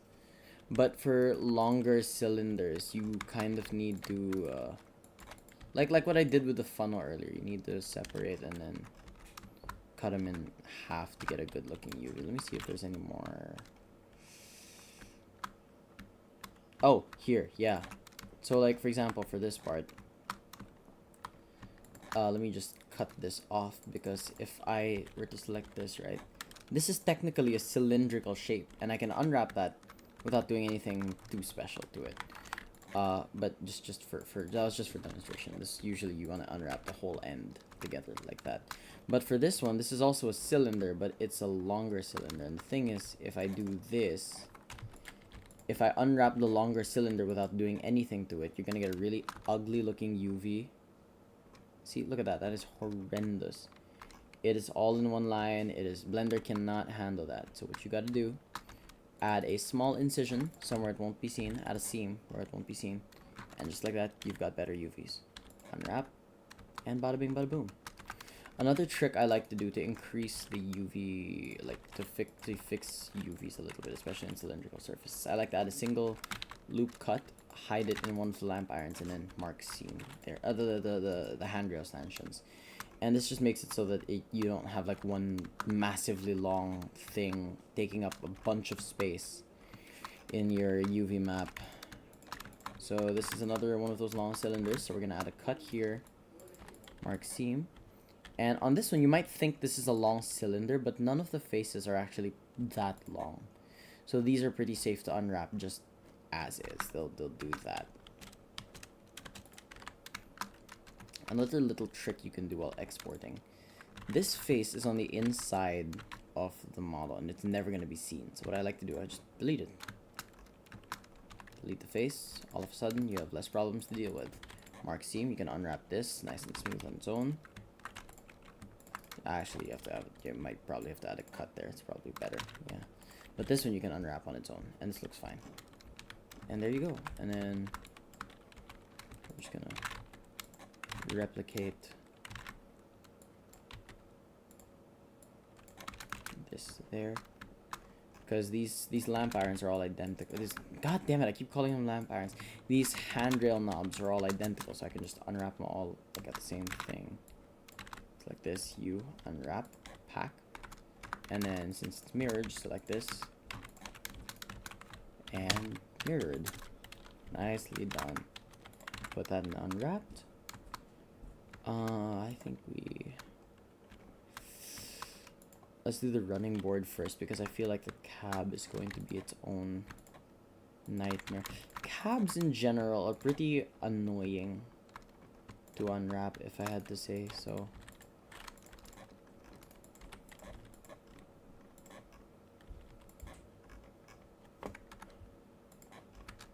Running boards are, for the most part, easy. Like I said, there are a couple tricks you can use to make running boards easier. For example, especially on TV series styled running boards, you can just cut off the part, you can mark seams on the part you're going to paint white, and that's a very easy way to hide seams because you have a color change there. For this one, I think I'm going to cut off, this like bottom loop, and you'll see what I mean. It's this. I'm going to cut this off. That unwrapped, like, the warping isn't terribly noticeable, and it's going to be even less noticeable with the thing.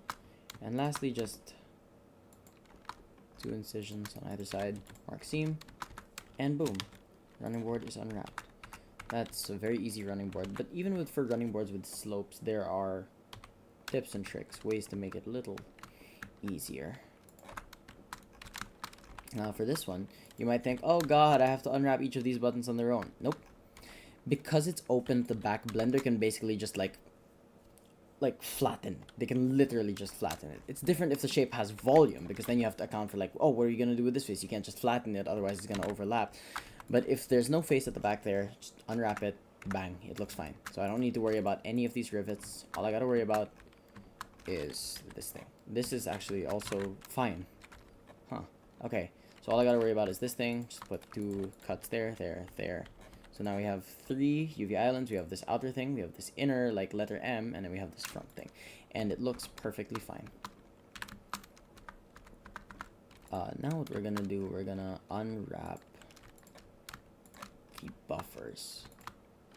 And the buffers are like a decently fun unwrap because they're very, very easy. It's a complex-ish shape that actually turns out to be very easy, and those are always the most fun to unwrap. So I put a seam here where the black meets the red, because the gray stuff right now, that's where the red is going to go. If I unwrap this, bang, the red's already done. Wait, no, there's one part that I haven't, forgot to add a cut in here. And these are all just tricks I've taught you. This is a long cylinder, so yeah, just do the thing. This is a small cylinder, so this is just do the thing. This is a long cylinder, so you have to add a cut at the bottom. This one, like I said, is open at the back, so Blender can just squish it down. You're gonna have a little bit of warping here on the sides. That's generally okay because it's unnoticeable. It's really, it promise you, it really is unnoticeable. But you just don't want to have like egregious warping on places where it will obviously be seen. So like here, I can just make it all, yeah, it's a long rectangle. This one's an example of a, yeah, it's a small, did I say long rectangle? I meant to say cylinder, long cylinder. This is a small cylinder, this is like a small cylinder. Anything that looks more like a circle than a cylinder can usually be unwrapped without much, without that many seams. I mean,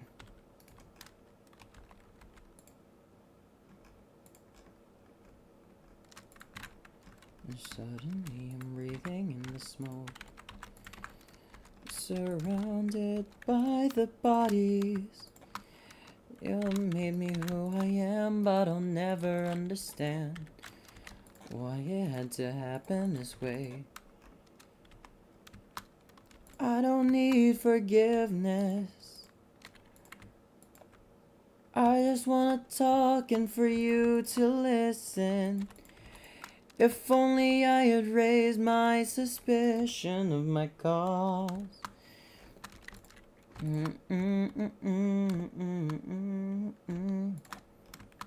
Cut this. In this case, you can't really do the only attached by one edge thing. Oh, no, you can't. Never mind. Sorry. I am going crazy. That's fine. Then you'll just wanna cut this open at the top and bottom, like so.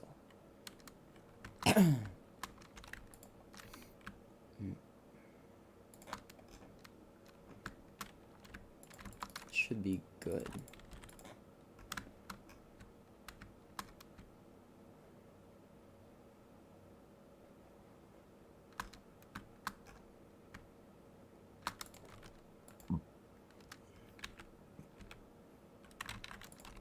Damn it, there's overlap. Okay, so you know what? Let's just... Fuck it. Why the hell not? Let's just make it like that. What I did there was that I just made these two their own UV islands. It's not the most efficient, but it gave me straight UVs on the other part, so I really don't mind. I really don't mind. It's fine. It's a tiny little thing on the grand scheme of this model. What's it gonna do? Nobody's gonna criticize me for it.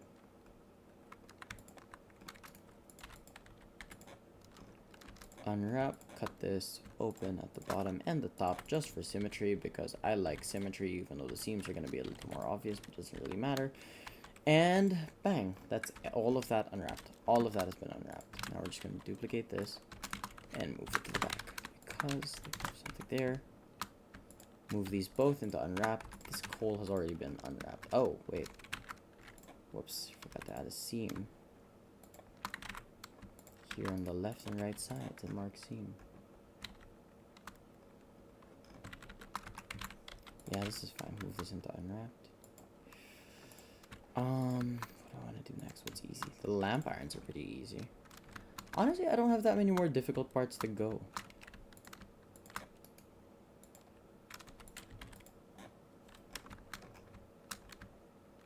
Oh, it's this lamp iron.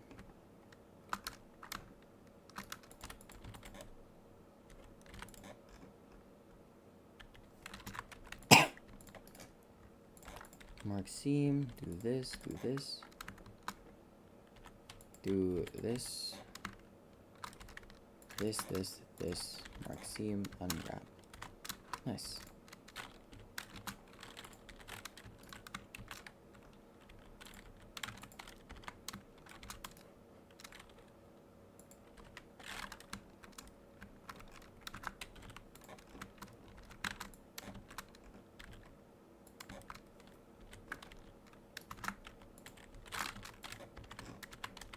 Merge, UV unwrap, and let's unwrap. Nice. Now we're gonna go here, do this. This should be a very easy unwrapping job because all you're doing is you're cut. What? What? Chud. Oh, wait. There we go. That's better. Move this into unwrapped. Then, okay. This one seems like a complex shape, but the unwrapping is actually easy because firstly, these rivets are all already taken care of. Don't have to worry a little bit about that. Don't have to worry even a little bit about them. These ones are open on the inside, so we can just mark seam the sides to get a relatively clean UV. And that too. Then just select this, delete, duplicate, select this, delete, duplicate, open up the lid. It's not even a lid, let's just open up the top. Open up the top with the UV unwrap, just like you're unwrapping a running board. Hide. And this one, I think this is the play.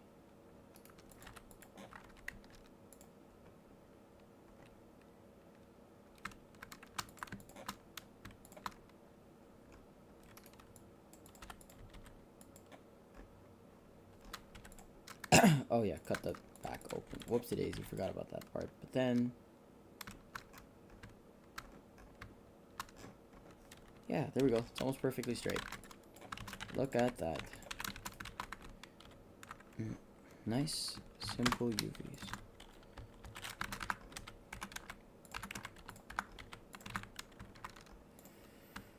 We love simple UVs in this household. This one can be deleted. This is going to be painted on later in Substance Painter. So the step ladders. The step ladders ought to be easy because you can just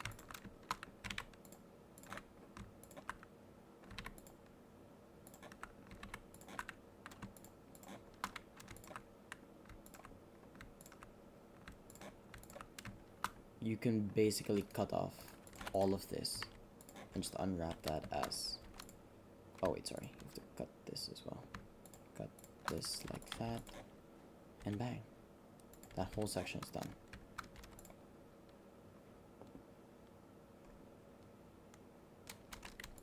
Just open up the back now.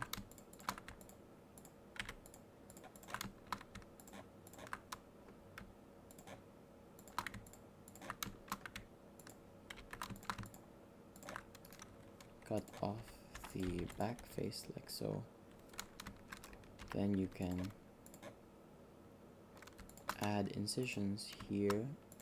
Why am I saying incisions like I'm actually cutting? Seams. Seams there, and then probably I want to do them here as well.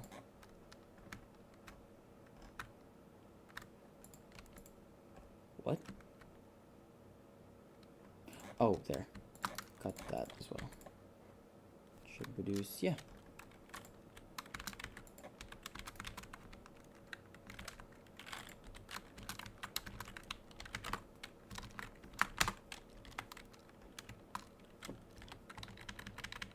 damn it.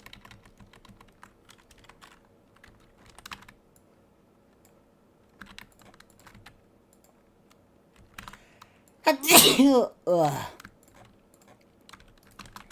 Okay.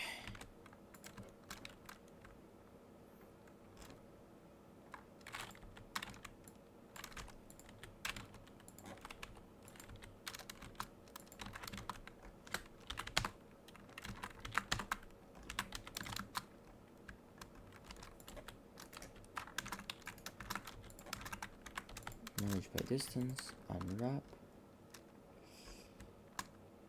And we're gonna, why are you not correct?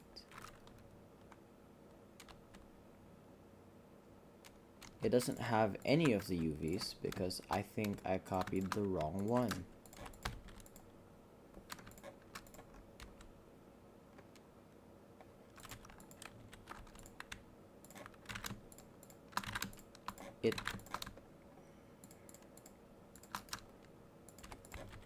There we go. This part's good. This part's good. This part's good. Okay, there we go. That took way longer than I expected.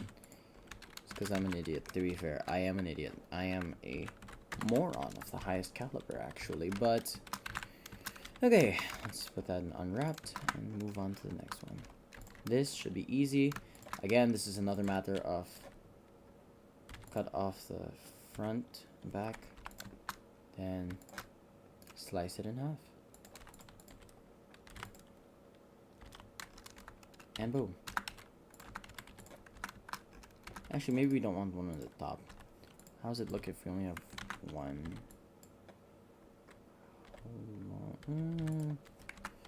Yeah, I guess that's fine. I guess that's fine. Move it into unwrapped. Right. Really doing like everything in my fucking power to avoid unwrapping the cab. Because I'm lazy as fuck.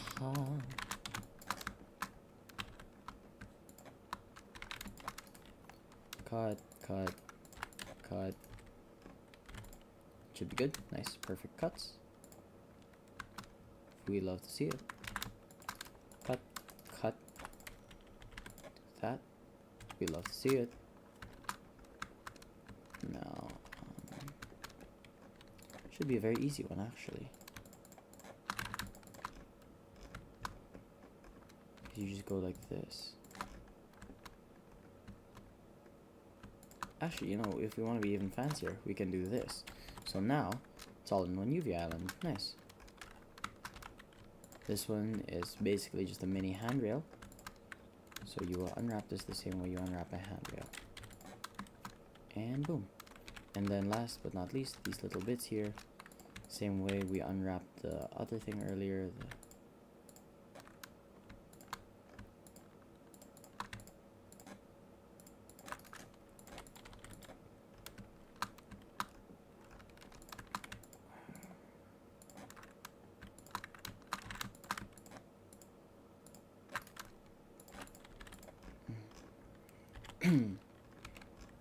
Yes.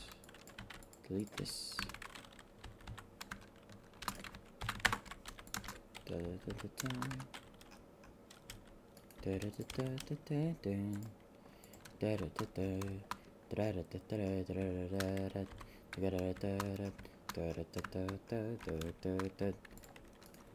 Mark seam. This one is basically just a really long handrail, so just unwrap it like you would a handrail. Open up the ends, cut this thing in half, and boom, you're done. And just select, copy, select, copy. For distance, check your normals, and then move this thing into unwrapped. Alt or slash. Okay, let's unwrap literally everything before we go unwrap the cab. This actually might wait. That's fine. You know what? It's fine. Probably could have done that earlier with the other set of handrails, but you know, whatever. Hindsight is 20/20, right? Cut.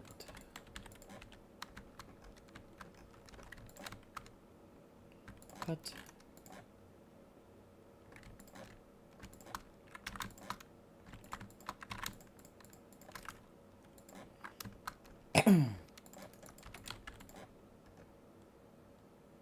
That looks fine. That looks perfectly fine. Unwrap like a standard long cylinder. We're gonna do this. UV unwrap like that. Perfect. This is also already UV unwrapped, I believe. Yeah, I did. Okay, good. Now we're going to... Oh, this one is interesting. We're gonna cut these little shapes off first. That's the first order of business. Second order of business. That should do it for these guys because they will... Yeah, perfect. And in this, just unwrap it like a cube. To unwrap cubes or rectangles, by the way, just add an incision at each of the 4 corners. And when Blender folds it up, it'll fold it up into like a cross-like shape. And there we go. I actually have one more thing to unwrap before we need to unwrap the... When I say everything in my power to avoid unwrapping the cab, I mean everything in my power to avoid unwrapping the cab. I don't know why. I'm gonna have to do it eventually. It's a weird quirk of my exporting, I suppose. Or more so a weird quirk of my laziness, actually. Well, do I have any funny stories to tell? I don't really have that many funny stories. I mean, I can finish a cup of milk tea in like 6 seconds, or like 6.5 seconds. Something like that. That's one of the funny stories. I did that once and threw up immediately after. It was well worth it though. I preserved my honor. I am my friend group's resident milk tea addict, and I had to prove myself as the one true milk tea drinker. It was an arduous task, I tell you. An extremely, extremely arduous task. But I prevailed in the end. And now I have to unwrap the cab. I don't want to unwrap the cab. Okay, here's the plan. We're gonna hide a cut by using the bunker.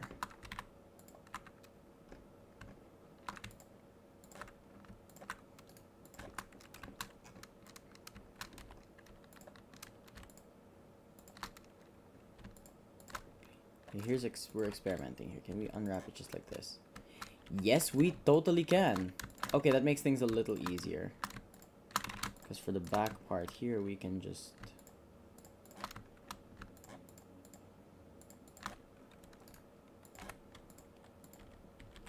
do that. Separate the inside from the outside, and here's the funny thing about this.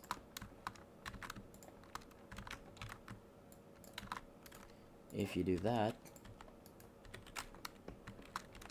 Hang on, we gotta separate this as well.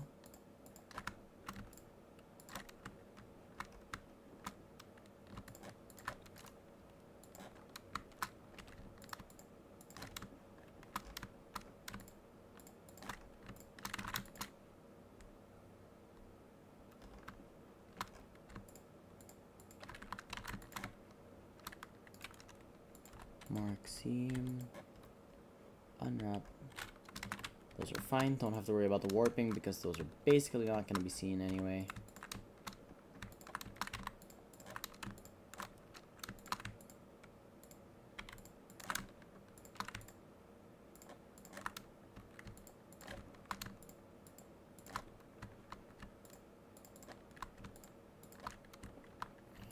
Interesting. A series I've really been wanting to get into is Dragon Ball. I've been seeing a lot of clips on it on my YouTube, and I'm very, very curious, to say the very least.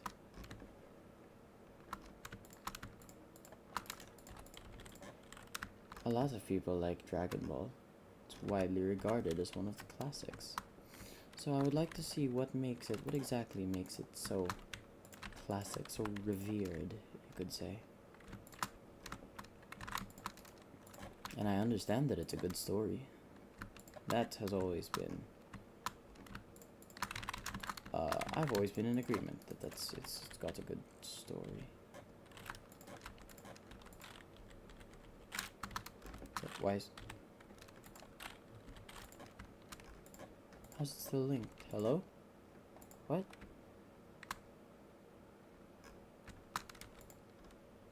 This should not still be... I cut everything. What?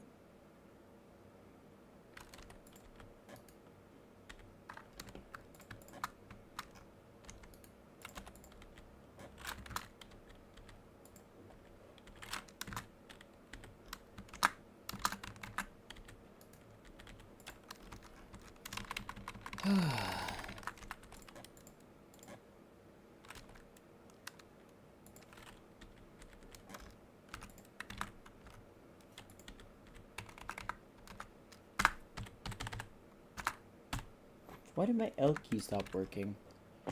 Close and reopen Blender.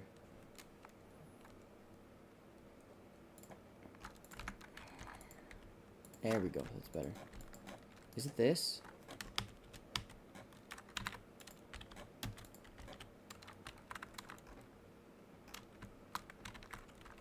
Oh, that's okay. It's really annoying. There we go.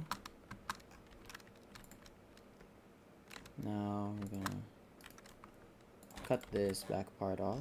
Should do a... Yeah, that's actually a pretty clean UV. Oh, I was expecting that to be way uglier. Oh, wow.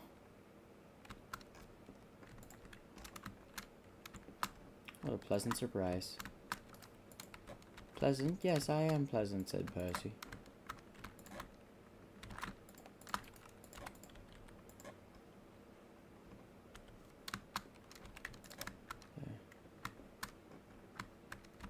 There. Mark seam. Select U. UV unwrap. Hide.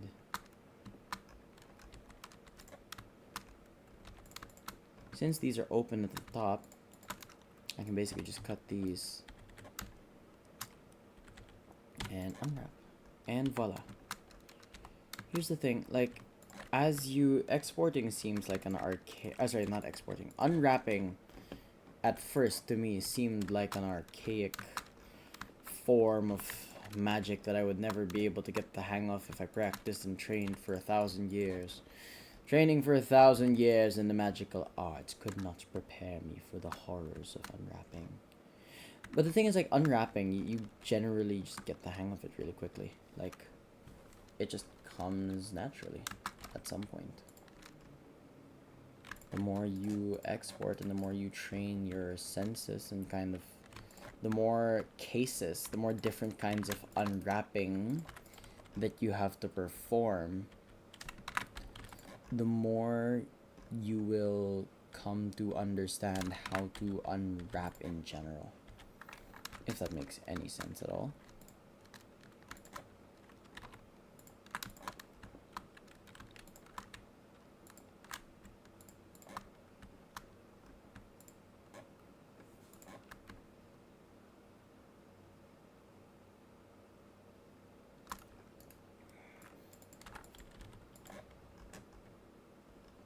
Mark that seam. Alright, that is the cab fully unwrapped. Nice. Now, everything is unwrapped. Oh, wait. For the driving bogey, generally I just smart UV it. I cannot be asked to unwrap all of this. Just smart UV it and be done with it, honestly.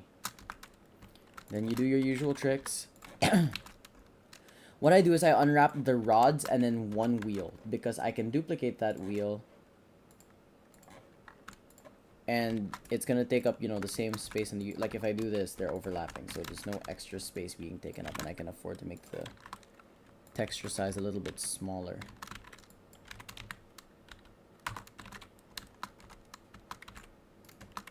Then we're gonna just mirror the rigging.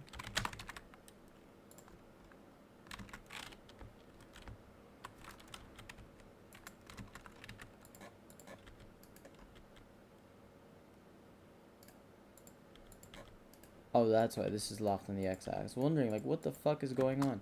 Forgot to unlock it on the x-axis. Anyway, do this and apply rotation and scale. You don't need to merge. Just make sure that when you do this, when you duplicate, you have to rename all of this to the right side.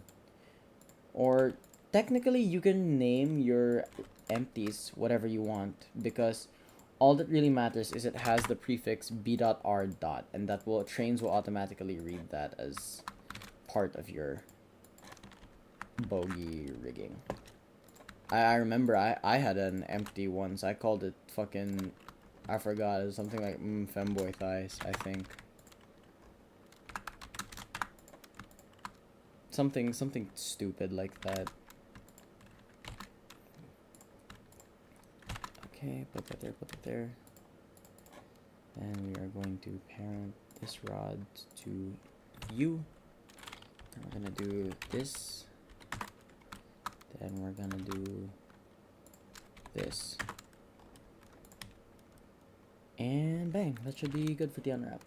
Now, faces are very easy. I'll show that later. For now, let's move this into unwrapped as well. So we've got everything in one place. Delete this, hide the rest. You don't want to group by, in general, you want to group by proximity. Like, what would make sense to put together? So for example, for Percy, since he's a relatively small engine, I'm gonna group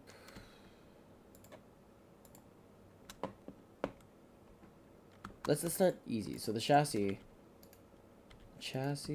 I think I'll group this in with the chassis because it's also black. We're gonna call this chassis.m.pbr metal.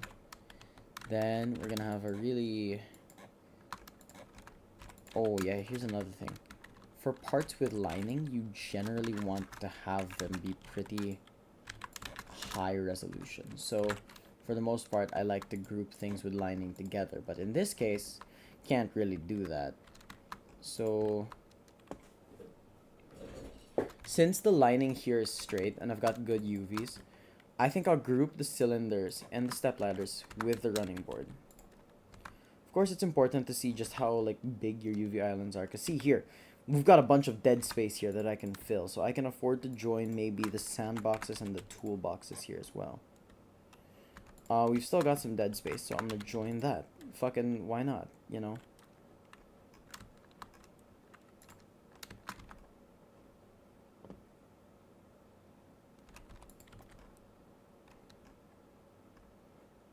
Should I?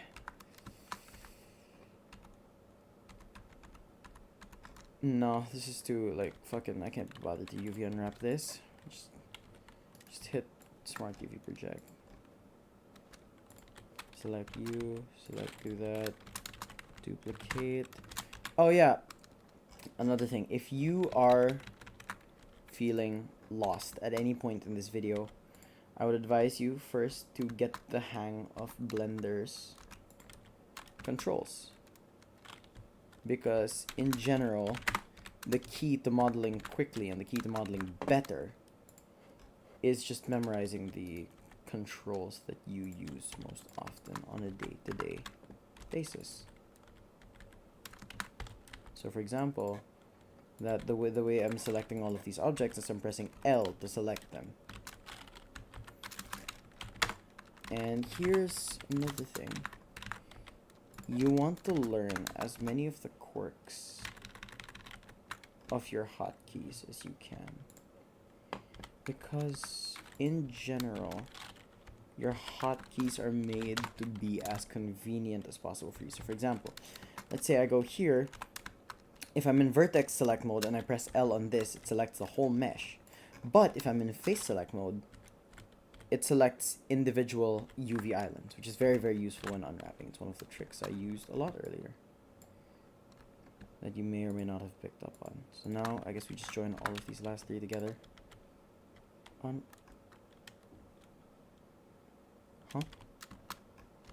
Failed to solve.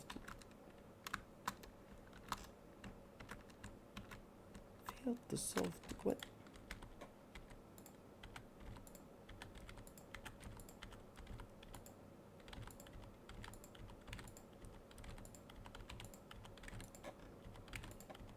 You'll also want to pay attention to the bottom, because the bottom of your screen, because whenever an error message pops up, it can reveal if you've messed up on your model somehow.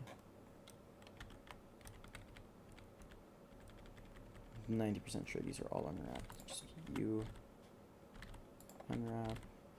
Aha! What was that? What was that? What was that?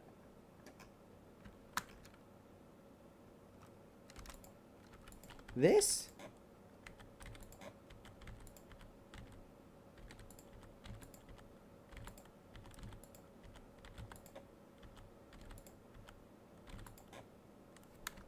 Ah, here we go. See, I forgot to add edge seams to this bottom thing. Which means that since it failed to solve 2 out of 2 islands, it means the other side is also, because I mirrored it, so the other side has this problem too.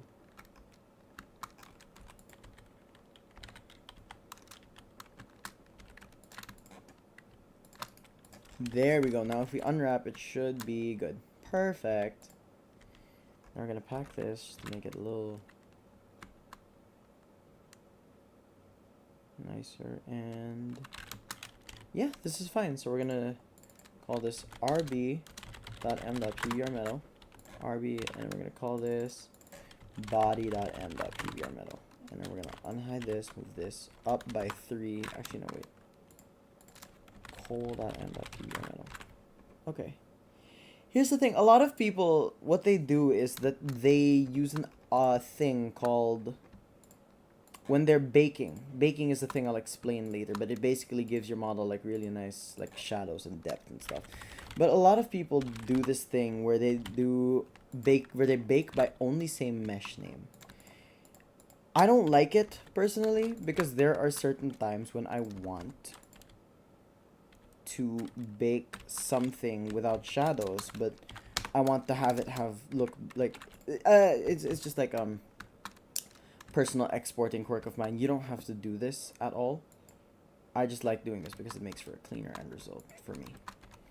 Okay, now we are here at the faces, and this is an extremely easy export. Let me just convert the mesh, apply rotation scale, merge by distance, and shift N. Oh yeah, in general, you're gonna want to be doing this a lot when you're checking over your model. It's a quick loop.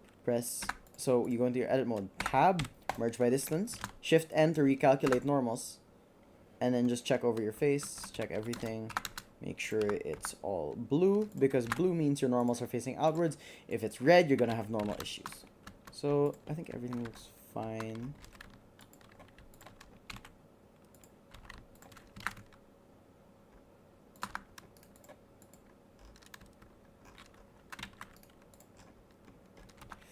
Okay, so for the faces, usually or sometimes you will have your faces like this where the mouths are colored. Easy trick, what you can do hold alt, click, alt and shift, and then click on the edges of your color, and that's going to automatically select the edge loops that they're part of. And then just select this as well. Press mark seam, and if I just unwrap that, by the way, for faces, no need for any other seams, just unwrap it as is, and you get this. And it will put this mouth on the side automatically because I made it a separate UV island. So there we go. That's easy. And we go smile.m.pbrmetal. Now for the eyes.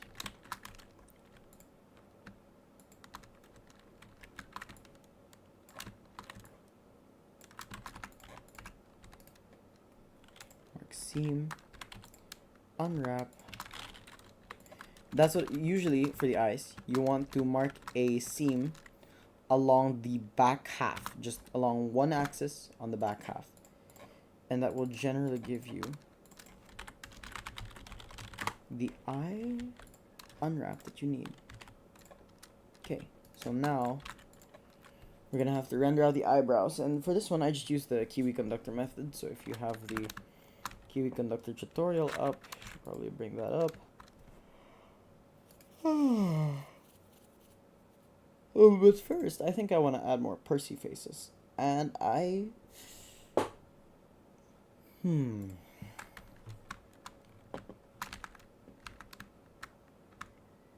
let's do...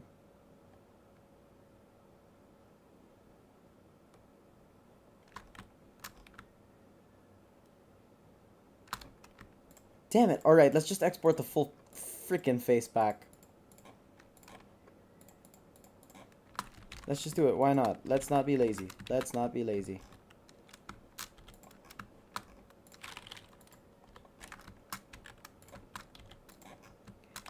Eyebrows. We will put you here. Project.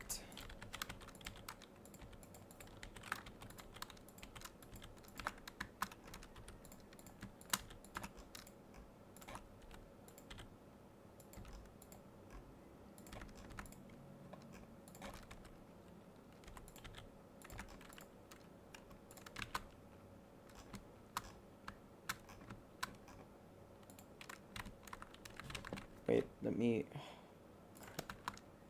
just grab these eyebrows, paste them in again, delete.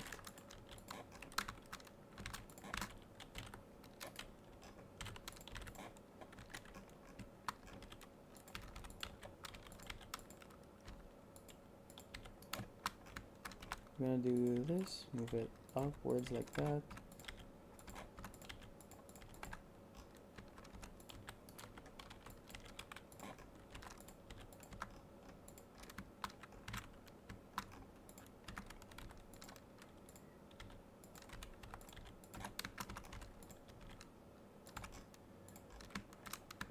That works. I think I want a variation on the surprised eyebrows for this one. Do this. And do this. Do this, this. Then pull this out like that.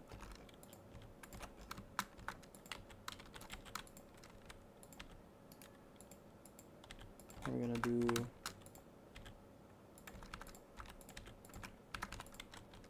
this.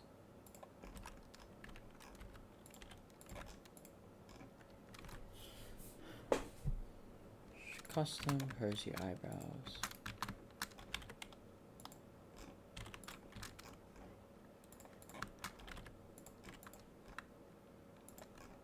I like this. It's like a cheeky variant of his eyebrows almost. And we will grab these and put them here. Move them forward like this.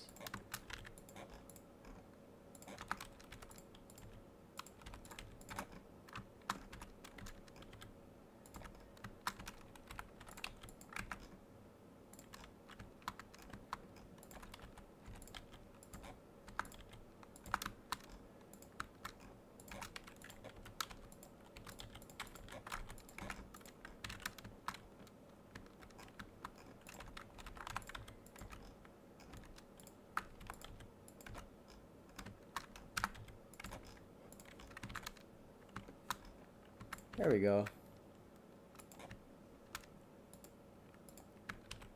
And another variation on these surprised eyebrows for this face. Actually, we can just use the straight up just use the surprised eyebrows, I think.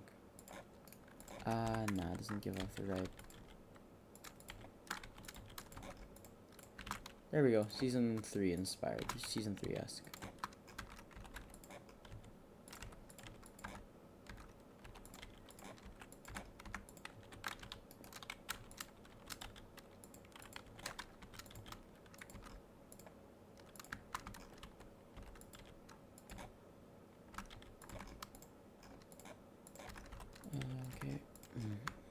Okay. That's fine. That works.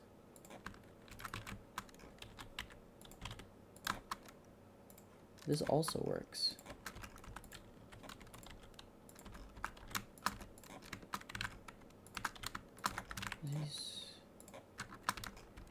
These are like K-ish eyebrow designs. I like these eyebrows actually.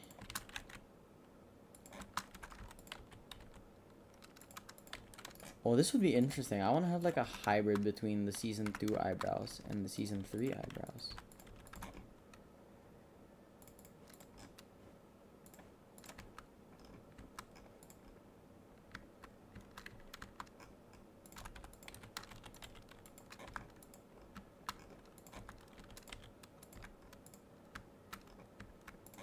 There we go, that's interesting.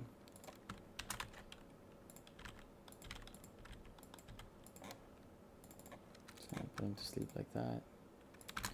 Same thing for you, we'll just do that. Oopsie daisy. Do that, I said.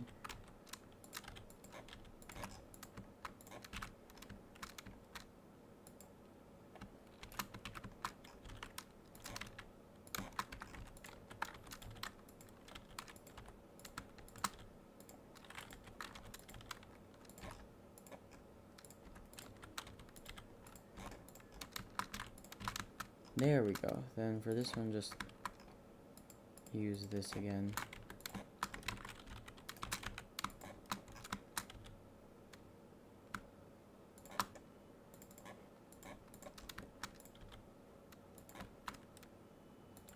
Just duplicate, not that one. Duplicate these eyebrows.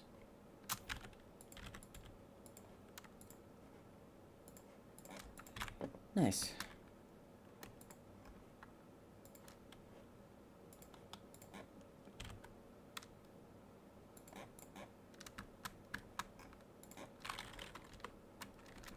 Alright, this is fine. Now we just have the job of parenting everything.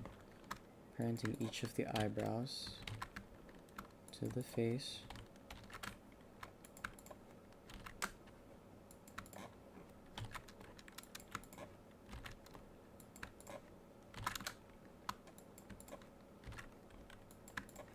And this also gives us the opportunity to check the eye positioning on the face, on the smoke box, which is another thing I was pretty worried about.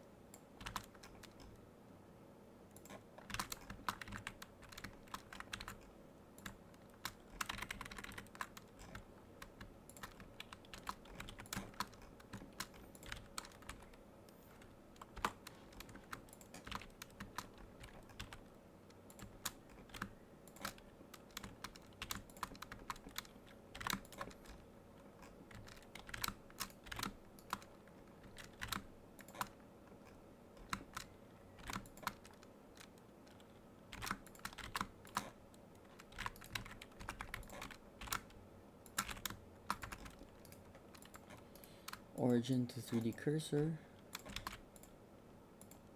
Just to check. Okay, that's good. GX5. Next face. Ooh, iconic. Crossface.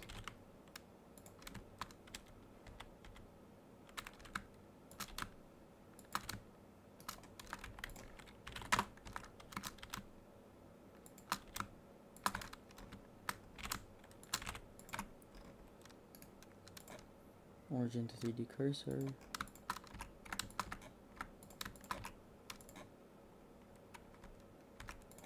Okay, this is good. GX7. Sad face.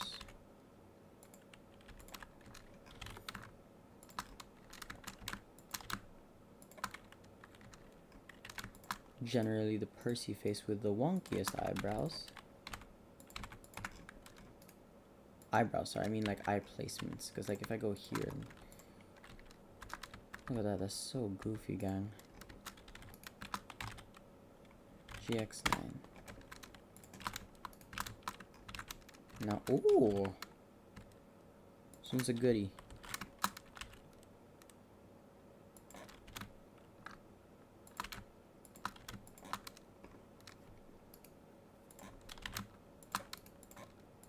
And even better, the eyes are not clipping. We are safe, gang.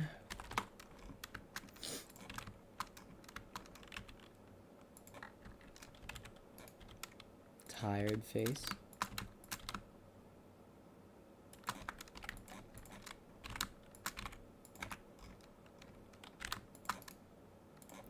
Also a goodie. This one's a classic. Ooh, this one is his season 2 upset face. I really like this one. This face has always been like a personal fave of mine.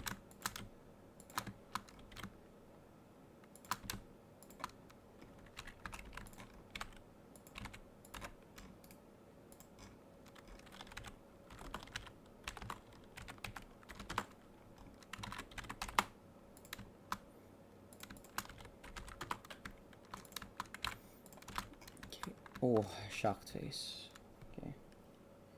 Man, I don't know if you can tell. I mean, you can probably tell, honestly, but I am exhausted. Like, weirdly tired and fatigued.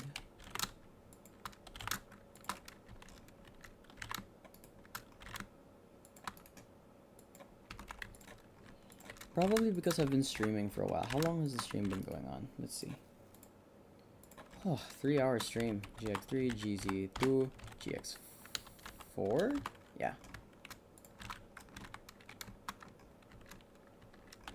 His confused or annoyed face, depending on the season and the eyebrows.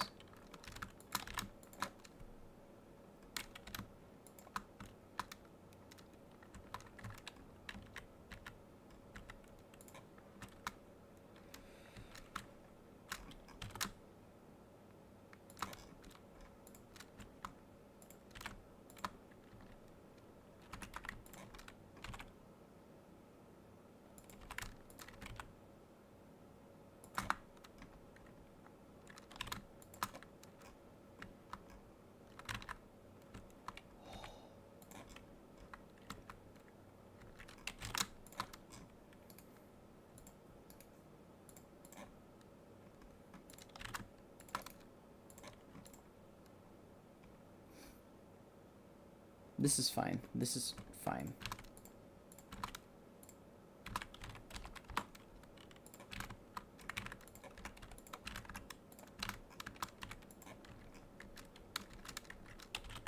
His happy face. This one's great. This one's great. Absolutely adore this one. And it fits like a glove. For extra added bonus. Origin to 3D cursor.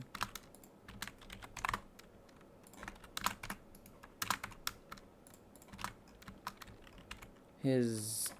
I guess I described this as his content or like his calm face.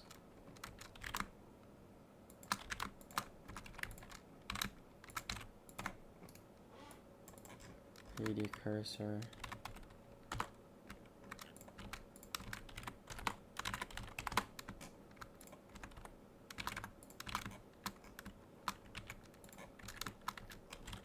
His drowsy face. We love this one. I love his drowsy face. It's so funny. This is like one of the most mood expressions in Thomas, you know? Like, mood.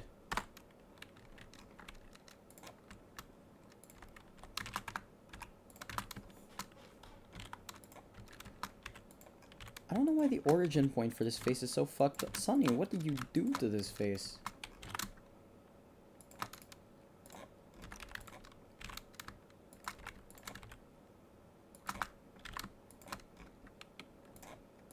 Origin to 3D cursor. GX2. Is this... Oh, I have 2 more faces. Okay. Wow, Percy has a nice even 15. 15 isn't, like, terrible, actually. And the eyes are clipping.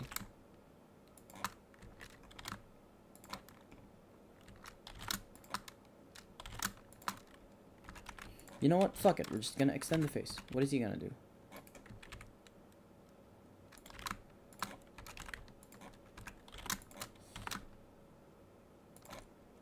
I moved it back as far as I can. I'm just gonna extend it the rest of the way. Origin to 3D cursor. That's fine. And then his smug face. Oh, his smug face.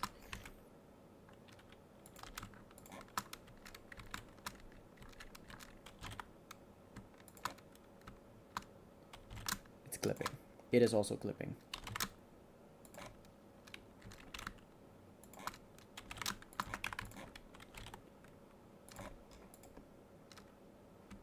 Fuck it. We're gonna make it. We're gonna extend it. I don't care if it's not accurate. It looks fine.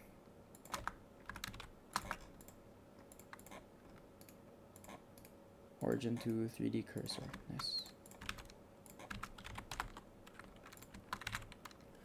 Are there any custom faces that Sunny made or that I made that I want to use here? Let's see.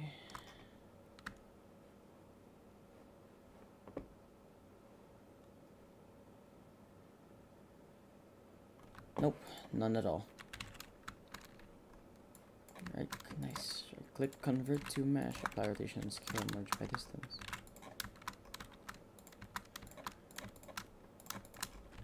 X3, GY2.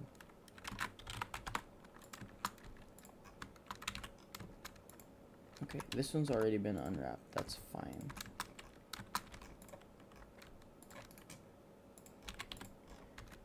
Call this one yawning. Cross.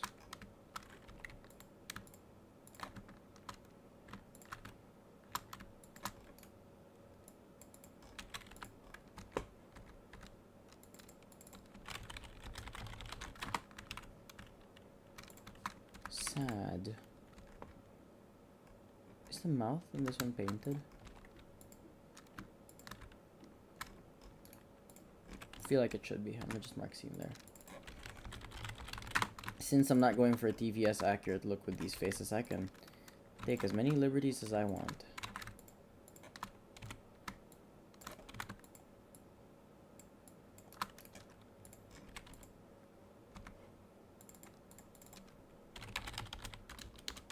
Make sure that when you are creating your materials for your train, always put .m.pbr metal unless it's glass, in which case use .m.glass. So you can call them anything you want as long as you have the suffix. So for example, if I didn't want to call this tired I could call this big chungus .m.pbr metal, and that would still work, but I'm gonna call it tired for organization's sake. Do this.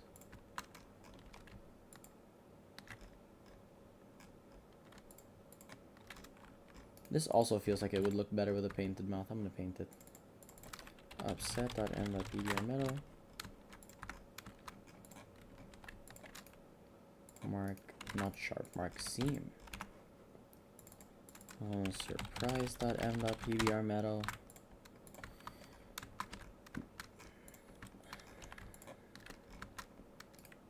I should probably be explaining what I do as I do it, shouldn't I?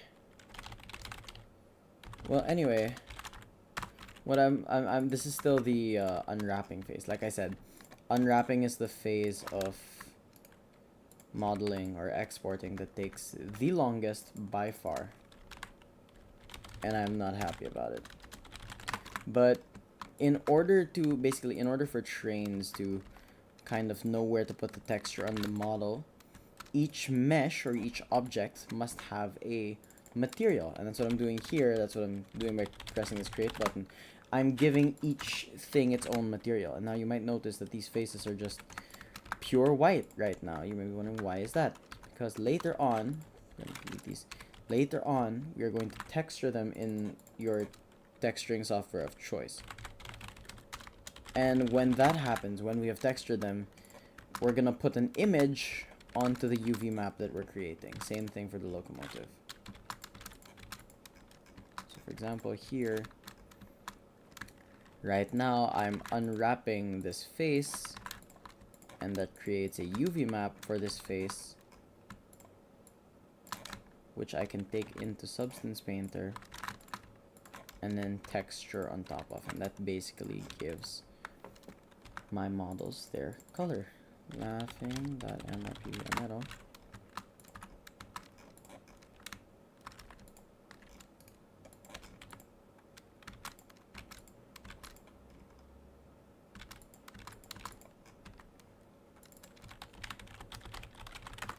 Drowsy.m.pbr metal. It is the green caterpillar. Hello, Caledonian Boy 2011. So last face to unwrap here, right here. Just gonna hit mark seam, AU, UV unwrap. I'm gonna call this calm.m.pbr metal. So now, each of these has their own material. Each of these has their own thing. For baking purposes later, I'm going to move this down by 5. -5. And that puts that there, below the rest of Percy. Then for the coal bunker, I'm gonna move this up by 5, so that this coal mesh doesn't leave baking impressions in the bunker, so that you can run the bunker without having issues with that. Now, for the eyebrows, what we're gonna do, we're gonna add a camera. We're gonna set this from perspective. We're gonna change this to orthographic view. We're gonna scale this up until all of the faces are covered in the radius. Then we're going to turn this down. And we're gonna look for the nearest multiple of 1920 that roughly covers all of them. I think 3 should do it. 5760 pixels. Okay, that works. Now, what do you have to do? You have to make sure all of this stuff is disabled in the render. So enable everything, then select these faces and move them into faces. A folder called faces, a collection called faces, then disable that in editing. And that should leave just the eyebrows. These eyes are already in their own folder, so they shouldn't be in the thing, you know. But, yeah, so now all of these eyebrows, you're gonna want to select all of these guys. Find them, just give them a little click, click, click, click. Make sure all of the camera icons are on. In order to do this, you have to select all of your eyebrows, hold Alt, and click, click, click, click. And it does it for everything that's selected. It does the operation for everything that's selected. And so now, also check your normals, because if your normals are messed up, they're not going to render properly. And see. Wait, what? Oh, it's because this is in the, okay, yeah. Sorry. Render image. We have all of the eyebrows there, but we need this image to be transparent. So that's what we're going to do now. We're going to go here, turn off all of this stuff. We don't need that. What do you want here? We want to go to film, want to click transparent, turn that on. Just checking my color management. Now, we're going to go here, set this strength to 0. I'm going to save this render image, and bang, we have eyebrows. So now I'm going to just make a folder. Did I dox myself? I did not. Okay. Semi TVS Percy for trains export. Browse bottom. I'm sorting this by row, so we're gonna start with this browse bottom. Then we're gonna go to browse middle. And the thing about orthographic is that no matter how far away or close the camera is, as long as you're moving it along the direction it's pointed, the details will not get smaller. So we're going to call this one browse middle.png. I'm going to go here, we're going to call this one browse top.png. Right, now once you have all of those images, you can safely delete your eyebrows. Last thing to do, unhide everything, final checks, face orientations, and we're good. If you're wondering about these red things, they're not going to be seen because this coal bunker, this coal in the coal bunker, it's gonna sit like this, so there's none of the red bits are gonna be seen. So don't worry about that one. Then, good question: how does one make a TTTE scripted model? Most of the time, you just copy off an existing TTTE scripted model, replace the meshes and stuff, and then just re-edit the config file until it suits your needs. I will show that later, actually, once I have this guy all textured up. But firstly, for now,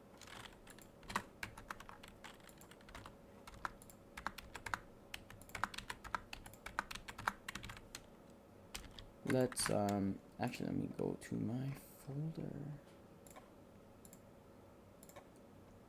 Semi TVS Percy for trains export. I'm gonna open File Explorer. Go here. Scroll all the way down. RWS Percy for trains export, and we're gonna copy this 6. This is just another decal thing, so we don't have to worry about that too much. going to export texture.fbx. You're going to want to export this as texture.fbx. Limit the selected object and click on object type mesh. Or alternatively, you can just use your trains exporter preset.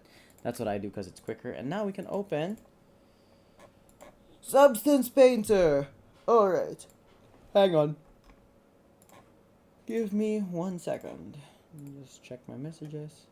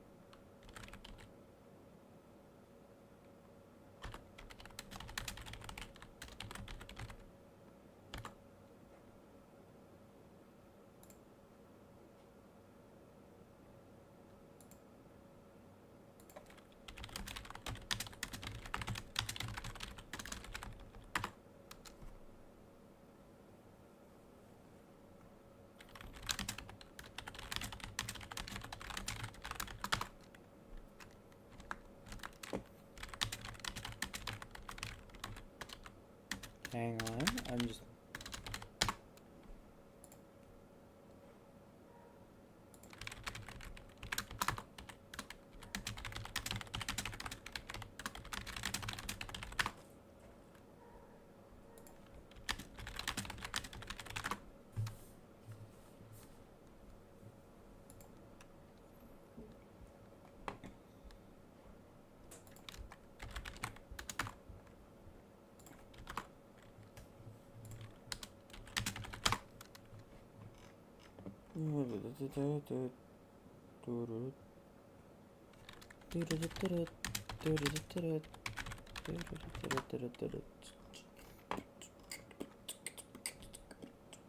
Who else is here? Not much. Nobody else is. I don't think anybody else is here, gang. Like, I think it's genuinely just you. Okay. Let's pull up the Substance Painter. We're gonna select our... Oh, okay. Let's run through this. File, new, file, select. Go to your folder, SemiTVS Percy, text, click on that, open, hit OK. There we go. Okay, now we have everything. And I mean literally everything. Firstly, remove all of the .m.pbr metal. This is the most time consuming part, but it is a necessary evil.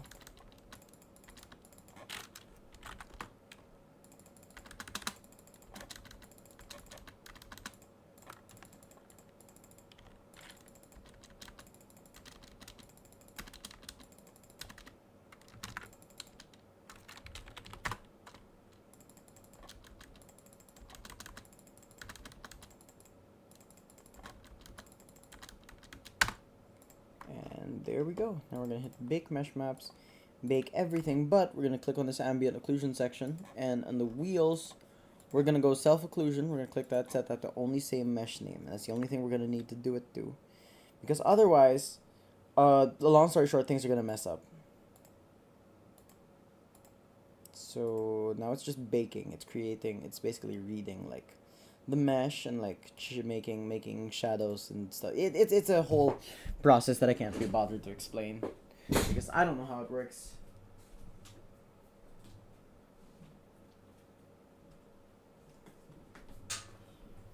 Okay, we're gonna be sitting here for a little bit.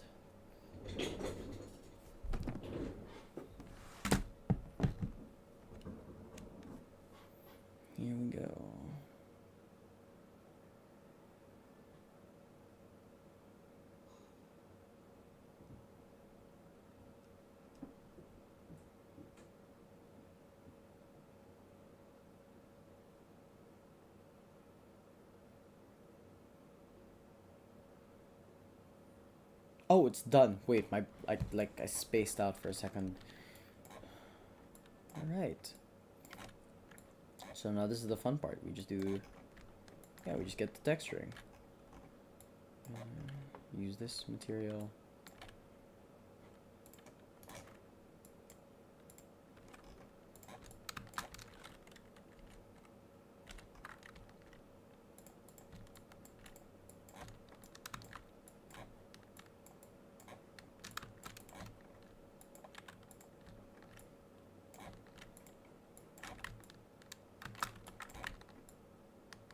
Okay, now the rest of this is metal, like silver and brass. So let's do the brass stuff first, because the brass is very easy. Just do that. We're gonna do realistic steel. Grab that, put that on there, and there, and there. Now we're gonna move it from this. Okay, nice. We've got everything prepped and ready. We're gonna go in here, Control-C, Control-V, the base color. And we're going to change this to a shade of green that I like. This is a nice one, I just think it needs to be more saturated. So shade it a little darker.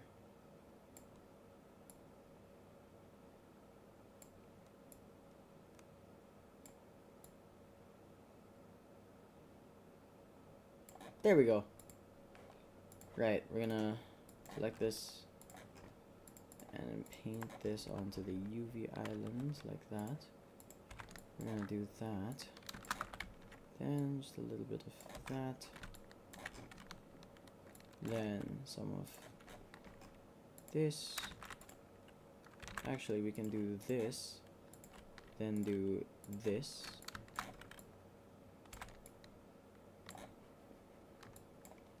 Then, actually, wait, no.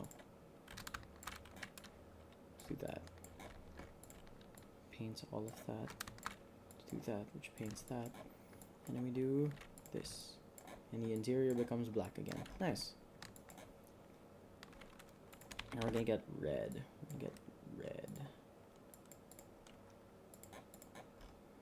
Red. D4 230D.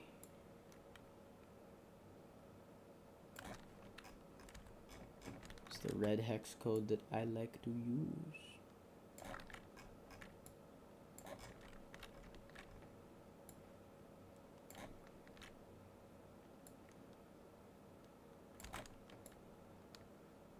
Okay, there we go. We've got all that painted up. Now let's Control-C, Control-V. We need my yellow. I'm gonna put yellow on the windows. There. There,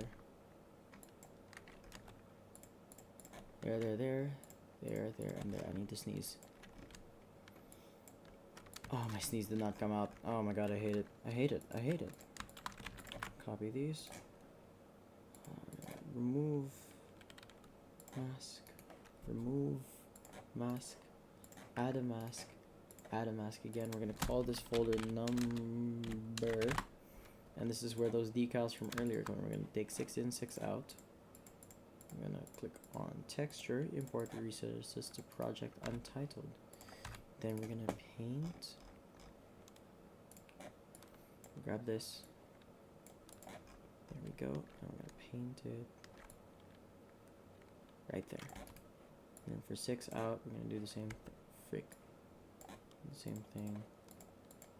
Paint it like that.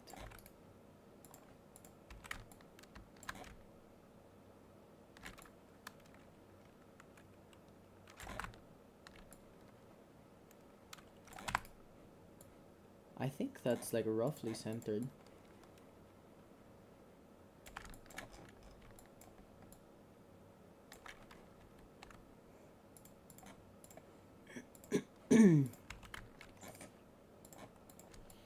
And yeah, there we go.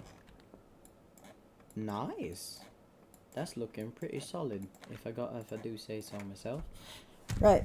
Next, we're gonna paint the running board. And the only part on this that isn't plastic are the silver, the slide bars. That's it. That's what they're called. These things. So we're gonna grab our realistic steel material and we're gonna put that there as well. Now we're gonna change this base color.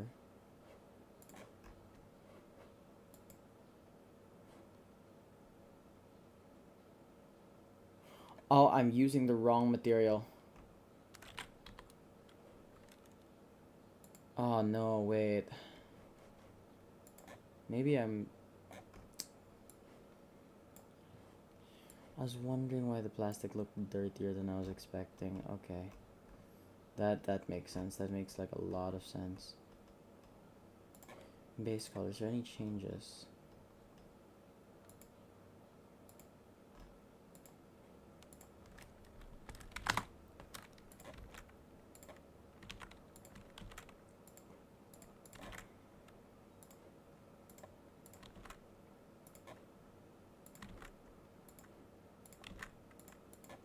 Honestly, what I can do, I can just copy this,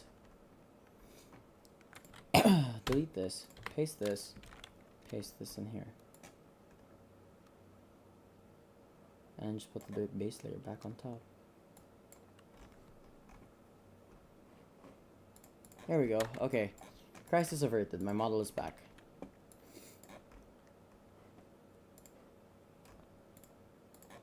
Anyway, like I was saying before we had that quick scare.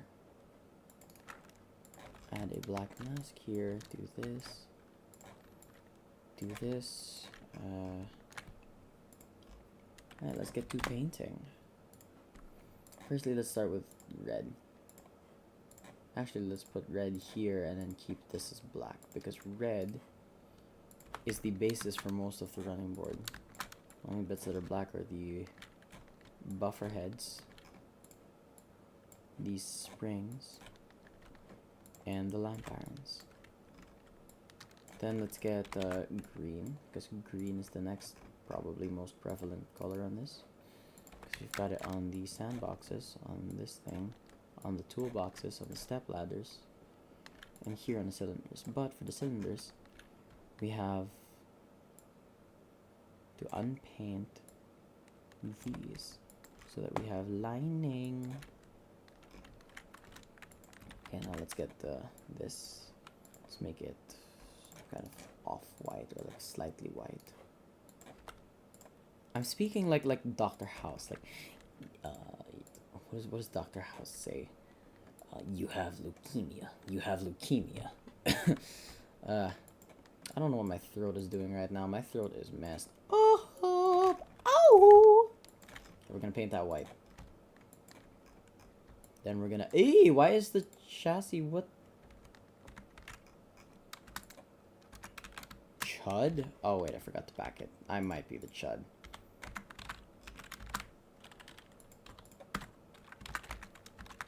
Reload. And the chassis is, there we go, okay. Let's just rebake the chassis.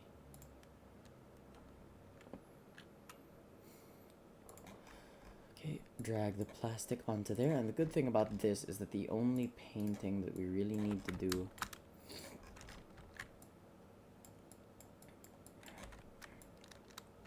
is, we don't need to do any color painting, we can just do material painting. So we just do that,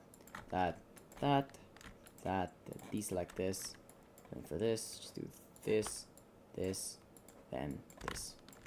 And voila, the chassis is done. Look at how insanely easy that was. Now we're gonna go here to the wheels, and I have a little trick that I like to do with my wheels.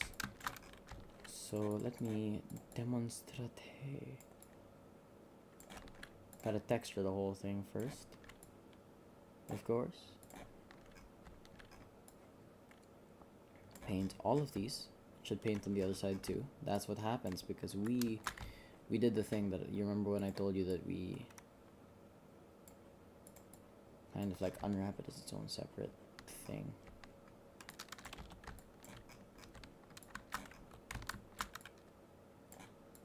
Now I'm gonna paint it like this, and there we go. And if you look at this, we're gonna drag this onto here, and since we want this plastic on the parts where there isn't steel, we can just paste in the mask and then invert it.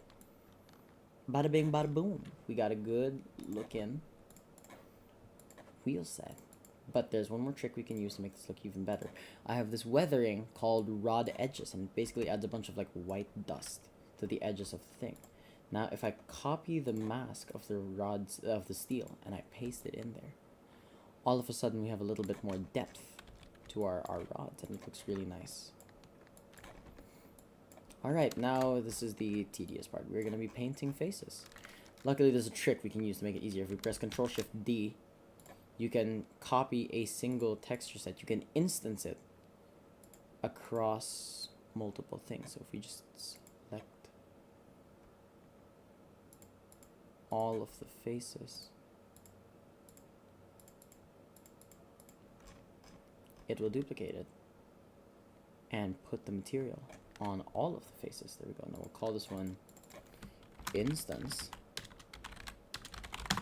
Now the reason we can't edit this on its own because it's going to edit it for everything. But what we can do is we can just put that there. Actually, we don't even need to do this. What am I doing? What am I doing? What am I genuinely doing? I am high. Okay, we're gonna drag in. We're gonna do all of the the normal texturing first before we paint on the eyebrows. We're gonna just put these in there. Put the black in the mouth. Put the black in the mouth. Put the black in the mouth. We're gonna do white in the mouth this time. We're gonna put the black in the mouth. And we are going to put the black in the mouth. Then we're gonna... I think this one I painted it, right? Yeah. Oh, that's an interesting look for that face. Kinda like that. I kind of like that. I don't think it's painted in the show, but I think that looks really nice. I don't know, it's a very interesting thing to me. Alright, this one's funny because we have to put black and white in our... Have I been dragging the... Okay, no, we're good. We're good. I had like a heart attack. I thought I was using the wrong material. Oh, this one doesn't have black in the mouth. This one does, though. Alright, so now we're gonna texture on the eyebrows. Now this is, because of the way I do it, texturing on the eyebrows becomes a extremely, it's a job like very much about precision. Semi, TVS Percy. Semi, TVS Percy. We're gonna drag, uh-oh. My Explorer is my File Explorer is lagging. That's not good. Uh-oh. Substance? Oh, there we go. Did it. Thank the Lord. Now we're going to select these three. Import them as texture, texture, texture. Import them to the project. Then we're going to select browse bottom. Make sure everything is disabled except for color. Then align it roughly with where the eyebrows are. Then when you're ready, create a new painting layer and paint. And oh, that is way too much. No.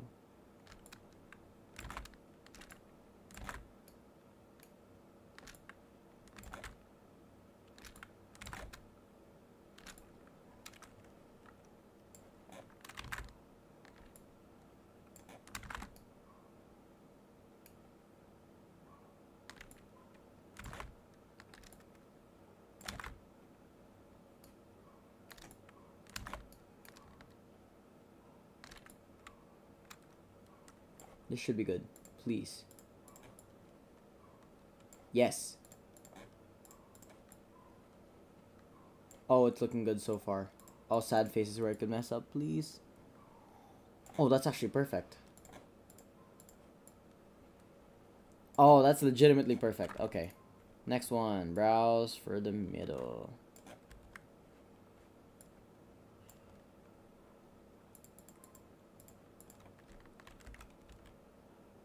Oh, wait, what am I doing? Wait, I'm stupid. Let's go to tired first.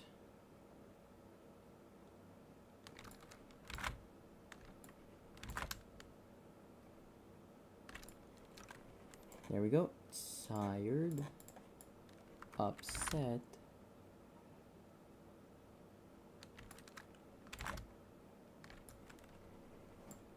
Surprised. Confused. Happy. Then we're gonna go to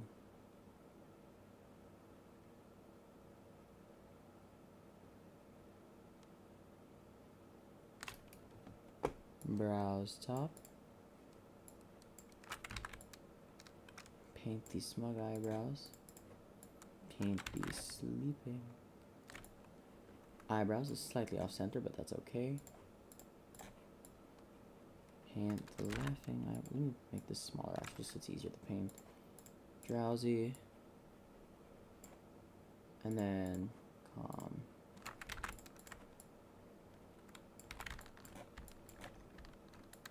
And the last thing we need is the texture of the eyes.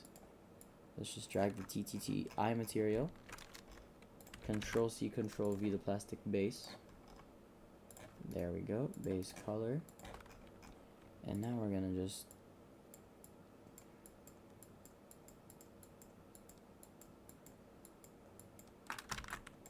paint the eyes. And once the eyes are painted, we are done. There we go. Okay, Percy looks really nice, I think. So now the last step is, if you go back, this is for the sake of optimization. You go back through all of your meshes and see which ones you can make smaller, because here you can change the texture size, right? This one I want to keep as is because there's lining. Every face can be set to 1024 and it will not lose a noticeable amount of detail. Chassis can usually be set to 512. Can we push it to 256? Can we push it to 256?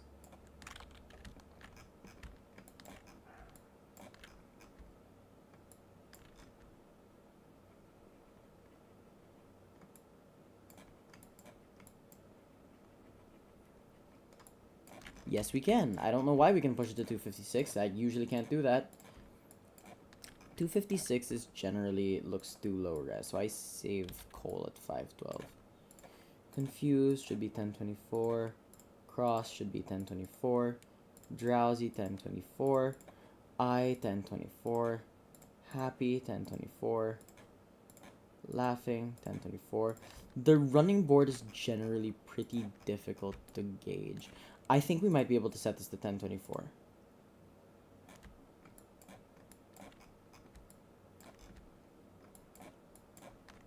Check for bleeding on the rivets, bleeding on the rivets, bleeding on the rivets. We're good on the front side. Back side, bleeding on the rivets, bleeding on the rivets. There is, oh. What's up with that? Is that a baking? Why is that a baking error? How is there a huh? Gang. This absolute chuddery. Okay, we're just gonna just duplicate that. Since this one doesn't have the baking error, it's fine. There, that's our solution for that. The cylinder, let's check. Oh, wait, here. Oh, yeah, there's bleed. Okay, so this is 2048. That's... There's still bleed.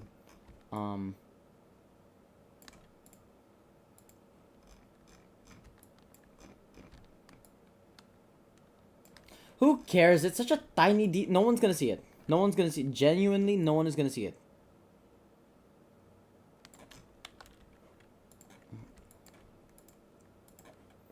That's the thing about exporting, is that sometimes you can make concessions in certain places. Especially depending on your purposes. Because if this was a model I was going to release, absolutely I'm going to go back and redo that and fix it and make sure there's no bleeding. But because I'm not going to release this, I can just do whatever the fuck I want. As long as it looks good, I'm happy. 512 looks fine for the wheel. And lastly, yawning, 1024. Nice. Now we're going to save this. Make sure all of our progress is good. Make sure we're good. Are we good? Are we good? Yeah, we're good.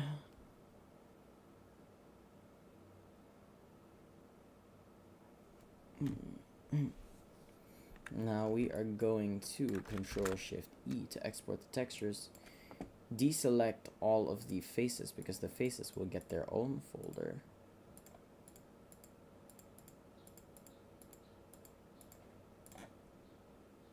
Global settings. Let me TVS parity. We're gonna go textures, T, PNG, and export. Control Shift E. Select everything. This time we deselect this, this, this, and this. Did I export the eye textures? I did. RB and okay, this is good. Now we're gonna go here and we're gonna make a new folder, call it faces. Faces. Export based on each texture set size. Save project.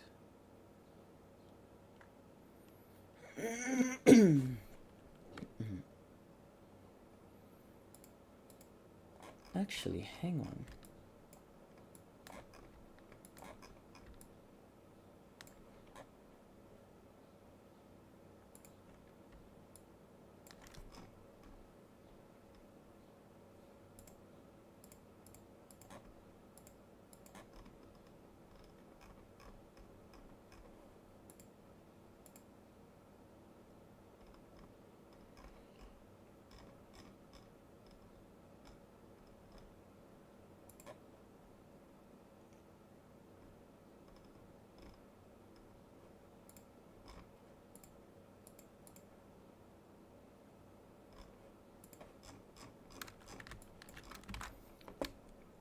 Let me try something, actually.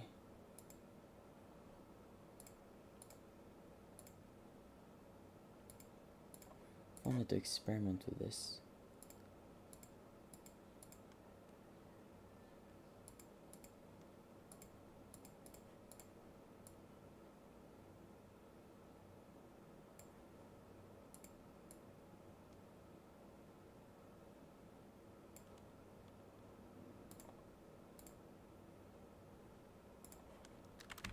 I just put that in faces. I just put that in I'm an idiot. I'm an idiot.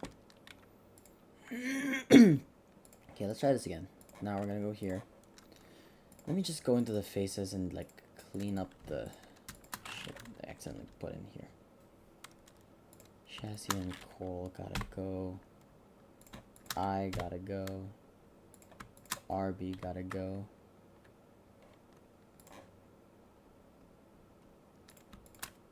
Wheel parameter gotta go. Now I'm gonna mute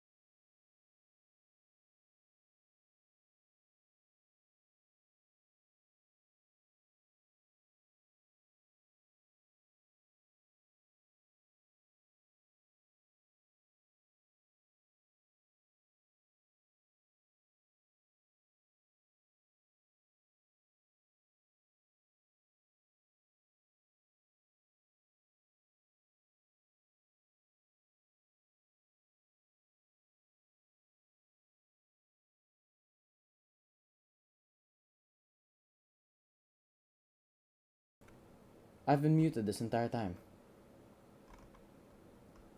I've been muted this entire time. Oh my god, I'm terrible streamer. Well, anyway, I'm ending stream. Thank you guys for watching. Whoops, today. Wow, I can't believe I've been muted the entire time. That's actually so stupid. That's legitimately so stupid. Okay.